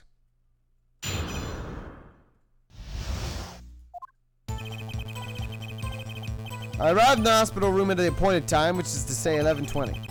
After discovering the body, I fulfilled my obligation, then called in the doctor. The doctor examined the body before the police arrived. He was quite clear about the time of death, 11:10. The one in the room at the time was my partner, not me. Those times are rather close, you have to admit. You're talking about an alibi established over a matter of minutes. To use a 10-minute discrepancy as the basis of your alibi. It's easy to explain in this situation, I judge. For example, take our debut hit single, 13 Years Hard Time for Love. Cue to the song, press the play button, and it will play for 2 minutes, 15 seconds. Do it 100 times, the result is the same. The debut single was only 2 minutes and 15 seconds long? What a ripoff. Magic is a world of utmost precision. Hocus Pocus requires admirable focus. And as the time of death determined by the doctor, there is an incontrovertible truth. Very well, the prosecution warns us that we're dealing with rather precise times. Let's just give me a second. I want to try something. Hold on.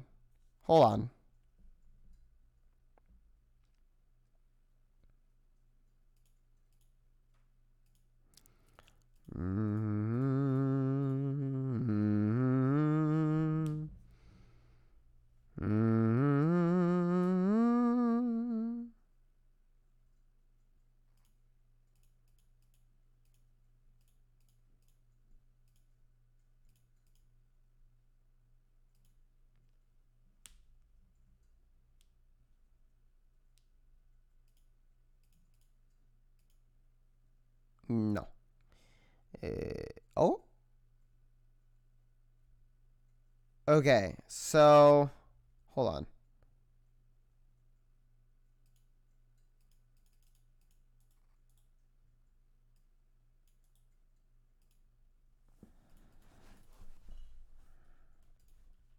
What? Hello? I'm doing something here.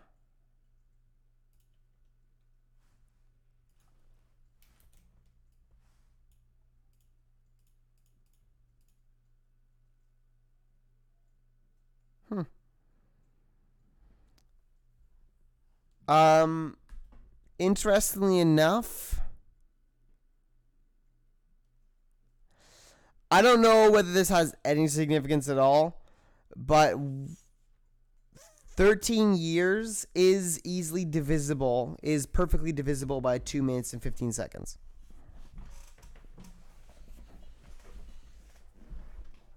Over the course of 13 years, it would play 3,036,800 times.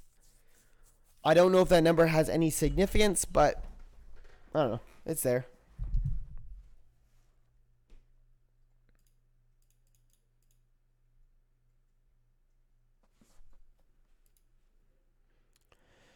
Very well, the prosecution warns us that we're dealing with rather precise times, and that we can expect the cross-examination to require the same level of precision.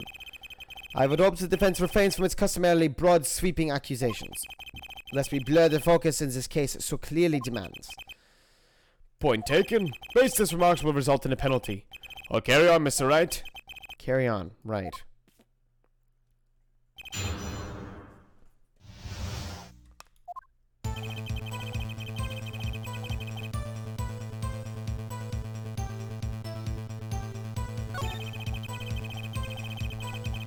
Phil called in the doctor. The doctor examined the body before the police arrived. He was quite clear about the time of death. Let me tell you. He was on the big room time with my partner, not me. I don't think I'm stepping on a limb to say I have some doubts about this. How could the doctor be so precise with the time? We do usually only get an estimated time of death, true. I'm not sure I've heard of a verified time of death. I mean, that is a very, very normal thing.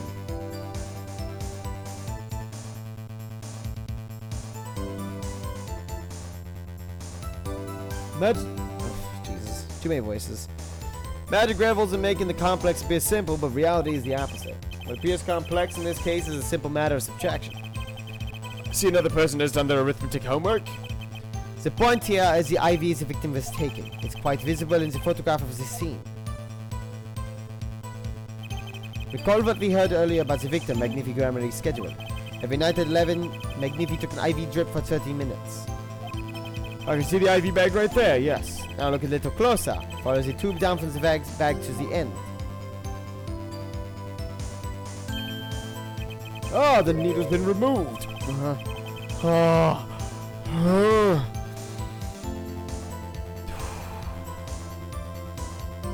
Dr. Leslie fell out when he was shot.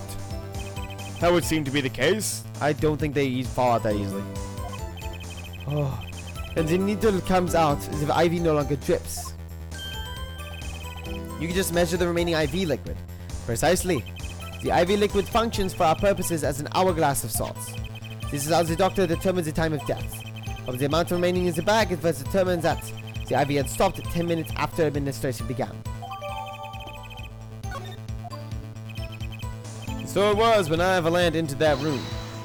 10 minutes had passed since that horrible crime was committed. And this is proof. Well, Mr. Wright. That seemed important. Well, seeing how it is the biggest clue we have to the time of death, I'd say it's very important. Agreed. It would be hard to imagine a more precise way to determine the time. Behold the power of arithmetic. Very well. The witness will add this detail to his testimony. Sometimes the most magical thing of all is the truth.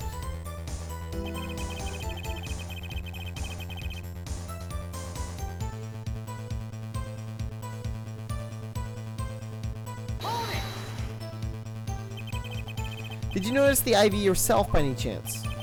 When first I entered that room, the sense of gunpowder assailed me. Next, the mark of death upon my mentor's forehead. And then his left arm did, I spy, a rose drooping and wilted. Its thorn, the discarded IV needle. Knocked from the vein by the force of this shot, luckily for you. If that IV had not been there, you might be a suspect. Indubitably so. I might say it's thanks to my lucky color. Your lucky color? Indeed, even today I wear it proudly upon my suspect self. For it always, without fail, brings me luck. Why, when Zack and Valant won their first Magician's Grand Prix, yes, the very one held by the Association of International Magicians, I was adorned in this attire then too, and our trophy, a bust. Ah, what a day that was. This is one trip down memory lane no one needs. My lucky color, yes, indeed, and that IV too. I say I think 'twas huge, especially for me, Valant. That does seem to be the case, indeed. Well, Mr. Wright, any thoughts on this testimony? Well, he sure looks happy with himself. Okay, how about this lucky color testimony? The IV is fucking green.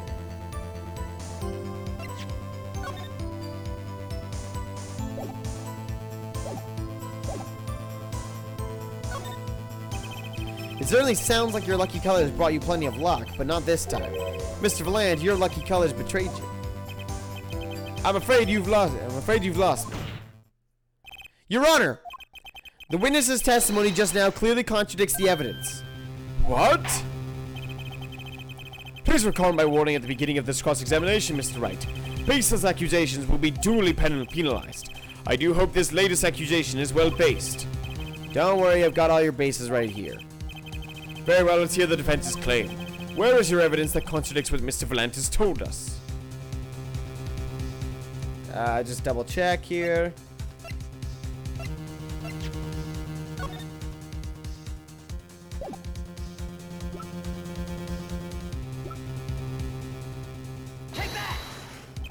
The crime scene tells all, Your Honor.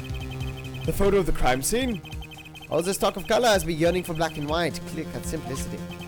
Tell us outright, just where is the contradiction in this photo? My pleasure, and I assure you it's quite simple. But I can't promise anything in black and white. Let's hear what Mr. Wright has to say. Oh, sorry. Jesus Christ. When this photo contradicts the witness's testimony?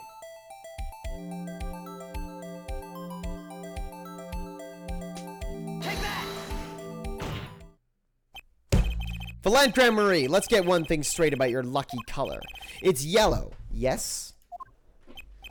Kind of takes the mystery out of it, but yes. I was thought purple, but whatever. Something wrong with yellow, Mr. Wright? Yes, there is. Decisively wrong, in fact. Take another look at the photo of the crime scene. Whoa, what's this? Confusion, doubt. Tell us, what do your elderly eyes spy? Even my elderly eyes can see a problem here, Mr. Valant. Look at that IV bag. What is this? What foul It would be hard to call the IV liquid yellow, and I'm afraid no magic was involved in the taking of this photograph. No!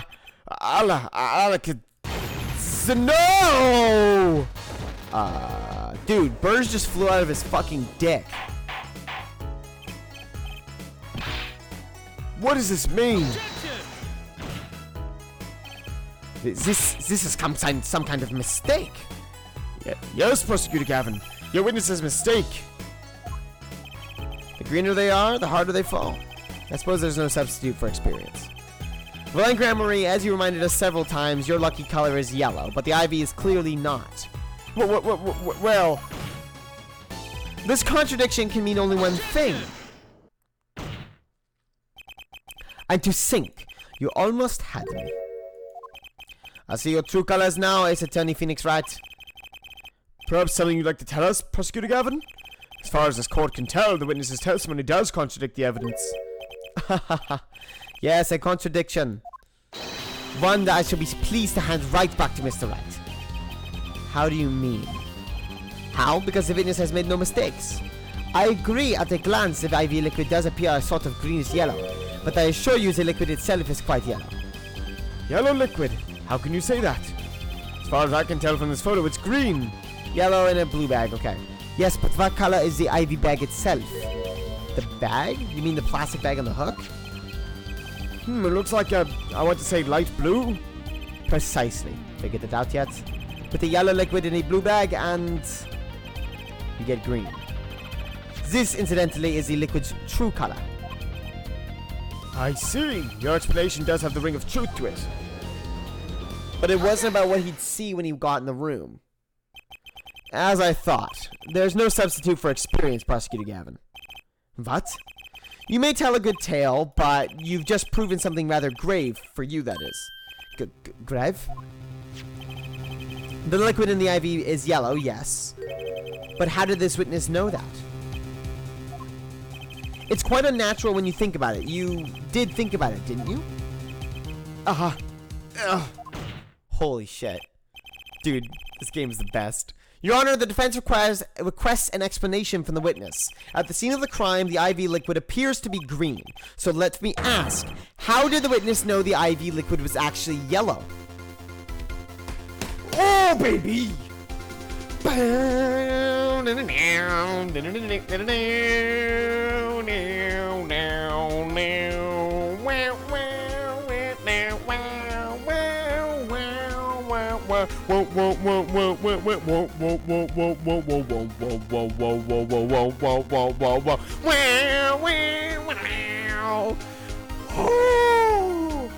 Oh, you're right, Nick. It is good to be back. Oh, Phoenix, back and better than fucking ever. And you know the best part is? Reasonably, by all accounts, we should get nothing but this Phoenix in the next 2 games. Oh, this is the best game ever.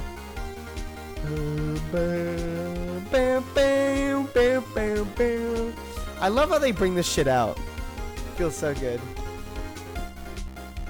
God, this fucking theme has to be one of the best tracks in gaming ever. Alakaz, oh my god. I have more doves coming out of my penis.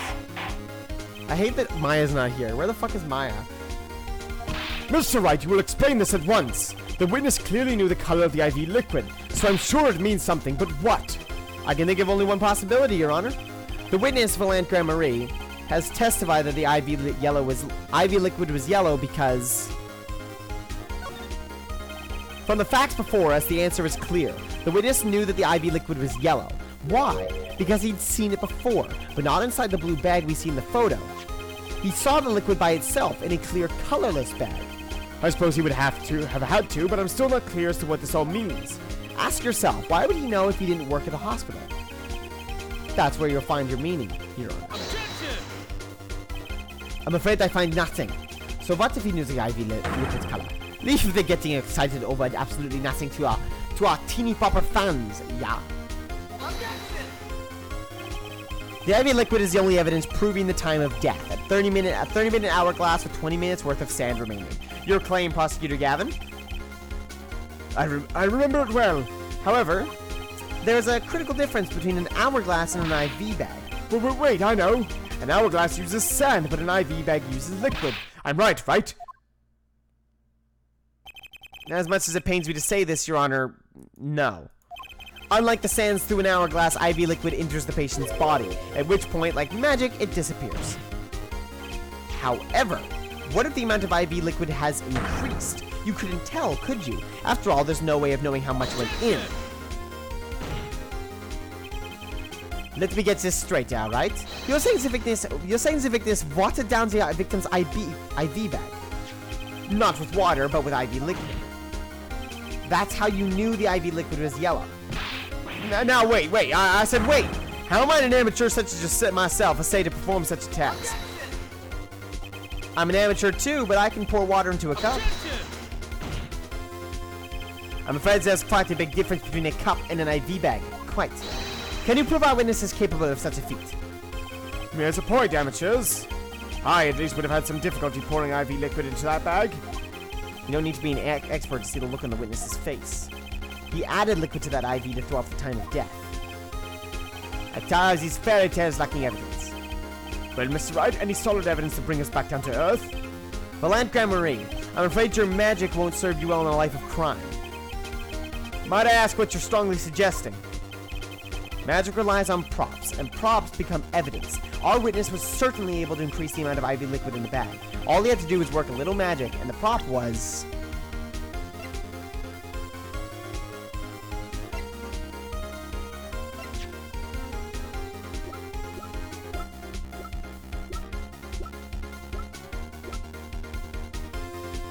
Is it? It hasn't been used. Oh, it's been washed! The victim's serum hair? It's the perfect prop for the magically increasing IV trick, and easy enough for an amateur to use. But what kind of evidence is that? The syringe was clean, not a trace of liquid in it. And don't you find that odd, Prosecutor Gavin? What? The victim had this to administer his insulin shot. There should have been traces of insulin left inside. Well, Valant Grand-Marie, as you pointed out yourself, the IV liquid makes the perfect clock, one that you could manipulate at will.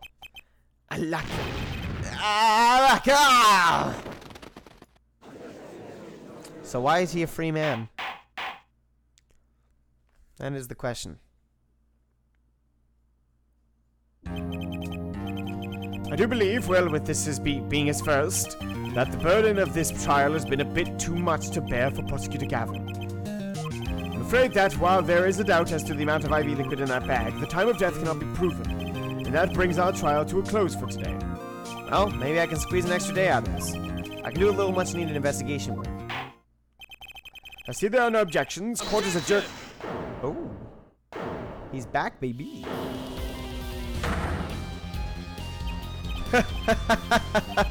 Truly, there's no substitute for experience. Nothing blinds one to the truth so effectively. A word to devise. Underestimate the young and they'll sweep your feet out from under you. In a way you can never, ever expect it. You see, I know exactly what you're thinking. Did I fire 4 shots or 3? What's he talking about? You say the witness used the syringe to manipulate the level of the IV liquid, but there is no proof. There's no proof he didn't do it either. Yes, quite true. Huh? He's admitting it? Nor was this witness quite as decisive as I'd hoped. This I admit, after all, why I linger in the past. This I admit. After all, why linger in the past when the future holds so much? You have something in mind, Prosecutor Gavin?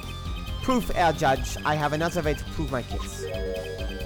With evidence, no less. What's this? This is the victim Magnifique Gramarie's diary. Diary? After going to the hospital, Magnifique began writing his memoirs, it seems. The story of his birth, the startling debut, and of meeting his disciples. It seems he intended for the last chapter to end, quite appropriately, with his death. Wait, that book doesn't say what the reason was, does it? The reason why his disciples couldn't refuse his last request? Sadly, it does not. What's important here is on the last page. Apparently, the victim wrote in his journal that night, even after the IV had begun at 11 p.m. Let's read it, shall we? Tonight's IV is in. Maybe the last. I'll leave the rest to them. The first should come soon. The journal may end here or may go on, but not long. That depends on his hand. All that is left to... This appeared to have been written just before his death.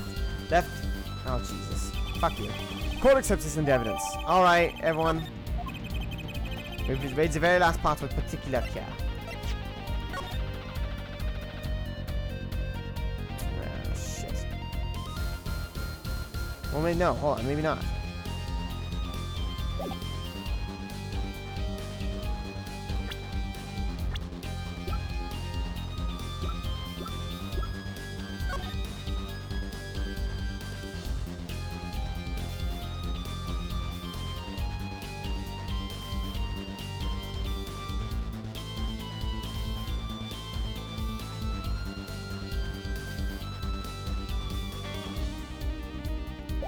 Read the very last part with particular care.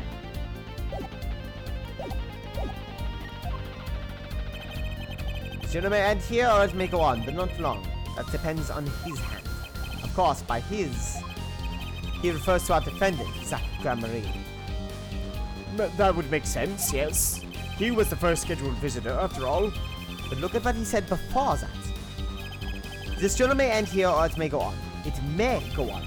Magnifique Gramarie intended to write again. That is, if Zach Gramarie didn't pull the trigger.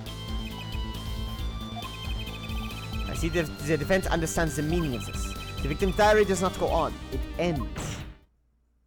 Because Magnifique's life was brought to an end by the defendant, Zach Gramarie. Prosecutor Gavin, are you certain that Magnifique Gramarie wrote this? There's no mistaking his handwriting. Well, this does seem to be significant. According to this, Magnifique did intend to continue his diary. Yet if his diary ended here, which plainly it did...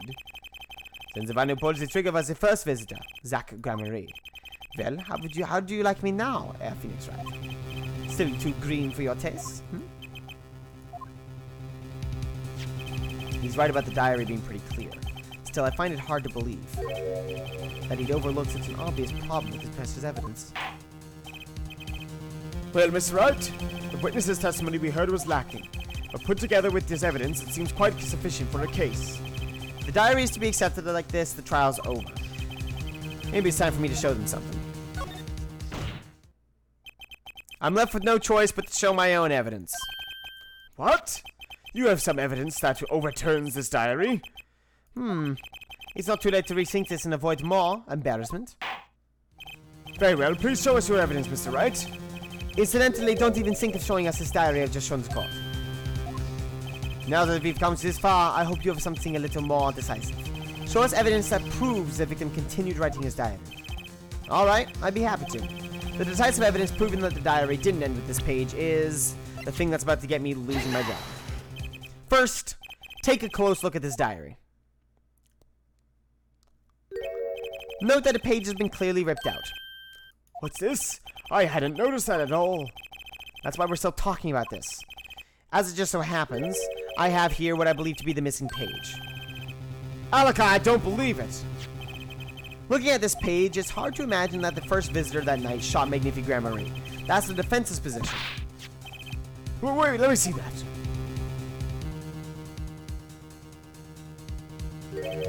What in Sam Hill?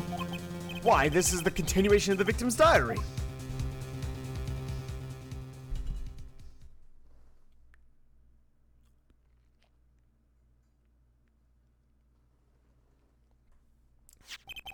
Note the torn edge of the page. It's a perfect match with the torn remains of the last page of Magnifi's diary. Quite remarkable. Would you care to explain what all this means, Herr Attorney? Diary continued after his first visitor came, which means that the victim was still alive after Zach Gramarye left, leaving no one to take his life but the second visitor.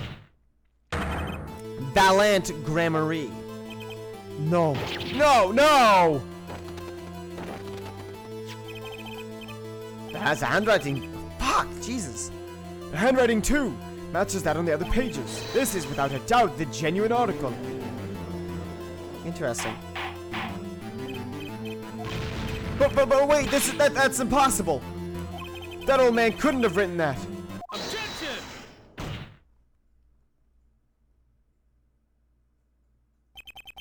Finally. You just couldn't resist, could you, Elright? Resist what? Presenting solid evidence? Judge? Yes, Prosecutor Gavin? Might I request we put the current cross-examination on hold?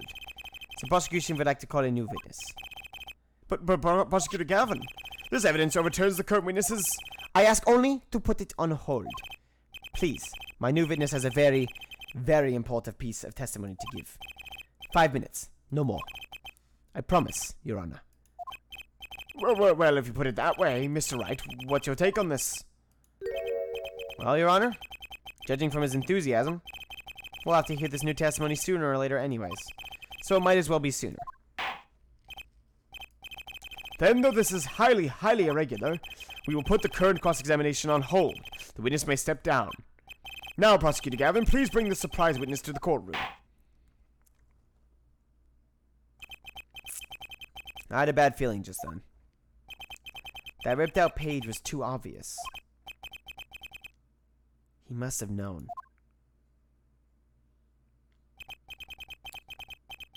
And I should have known it was a bad sign all around.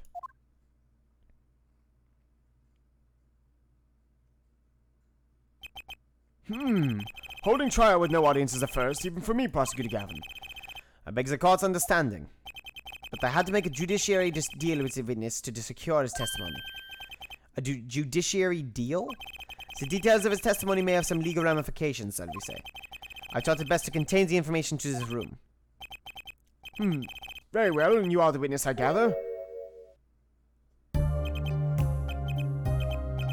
Oh, I don't know about the music. Well, I think I'll do a sort of Bob Ross sort of impression. Oh, yes, sir. State your name and occupation for the record. My name is Drew Michon. I'm a painter. A painter? And you are somehow related to this case? No, well, not per se. I have one simple question for this witness. Mr. Michon, was it? Do you know what this is? Oh, yeah. I know it well. How's that possible? Have you seen this diary page somewhere before? Oh, yeah. I mean, I made it. You what? You made it? Yes, you might call it one of my works. The Regional Prosecutor's Office received a tip-off yesterday. Illegal evidence has been prepared for the trial of Zach Gramarye. Illegal evidence? I initiated an investigation and found this witness. A painter to the world at large, Drew Michon has another side, you might say. He is skilled in making the perfect reproductions of certain things. Forgeries, in other words. Forgeries? Well, so we ought to understand that this page here is a fake, prepared by a certain defense attorney. Hold it! I didn't prepare this evidence. Objection! Ah, the attorney speaks. Something about this page, I presume, but what is he saying? It makes no sense. After all, it was you who presented this evidence to us, Phoenix Wright. Witness, Mr. Michon, was it? Who requested this forgery? Who was your client? That, I don't know. What? Most of my clients prefer to remain anonymous, even to me. I make the items they want and receive my payment. That's the extent of my contact with them. But there's no proof this is a fake. It's a fake. Huh? To avoid just this sort of problem, I always put a special mark on my works. I can say without a doubt, this is mine.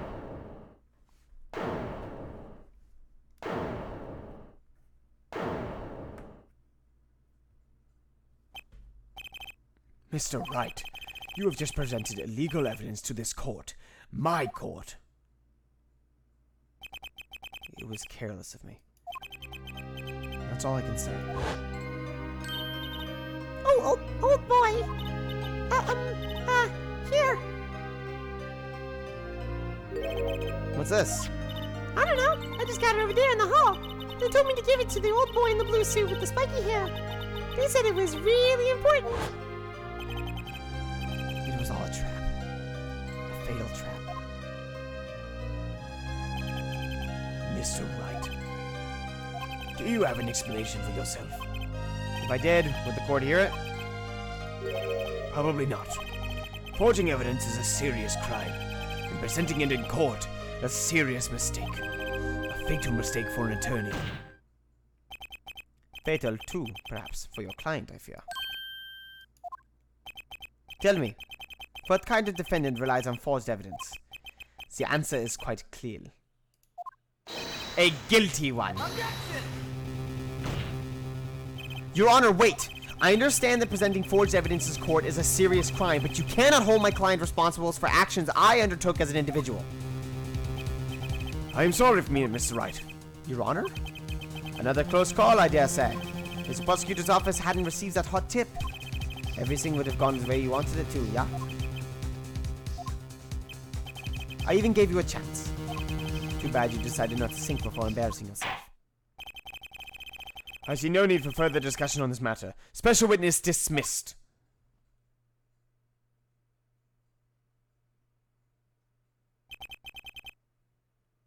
Mr. Attorney. Yes? Could I ask your name?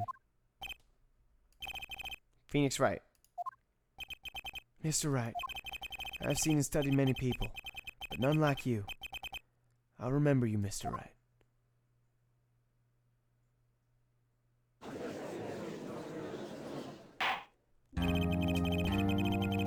Though I deeply regret having to declare a verdict in this way. Oh shit.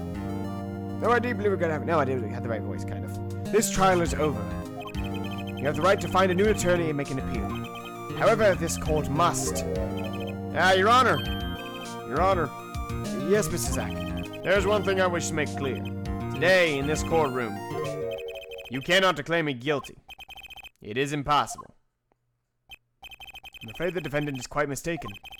I most certainly have the authority to declare a verdict on you.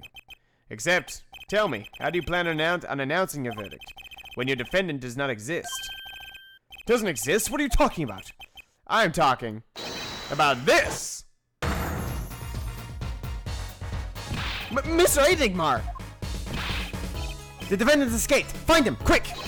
Bailiff, close all exits from the building!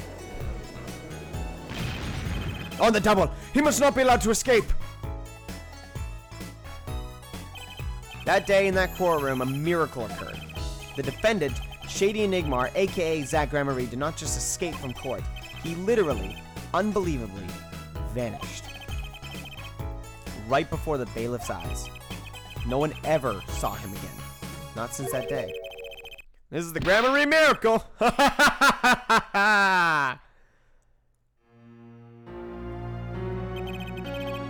No verdict was declared. After all, the defendant didn't exist. That's how it happened. Trial of magician Zach Gramarye vanished, along with him for all eternity. The mysteries that remained behind were all solved, however. Not until 7 years later. To be continued. And that is where we're going to leave it off for tonight.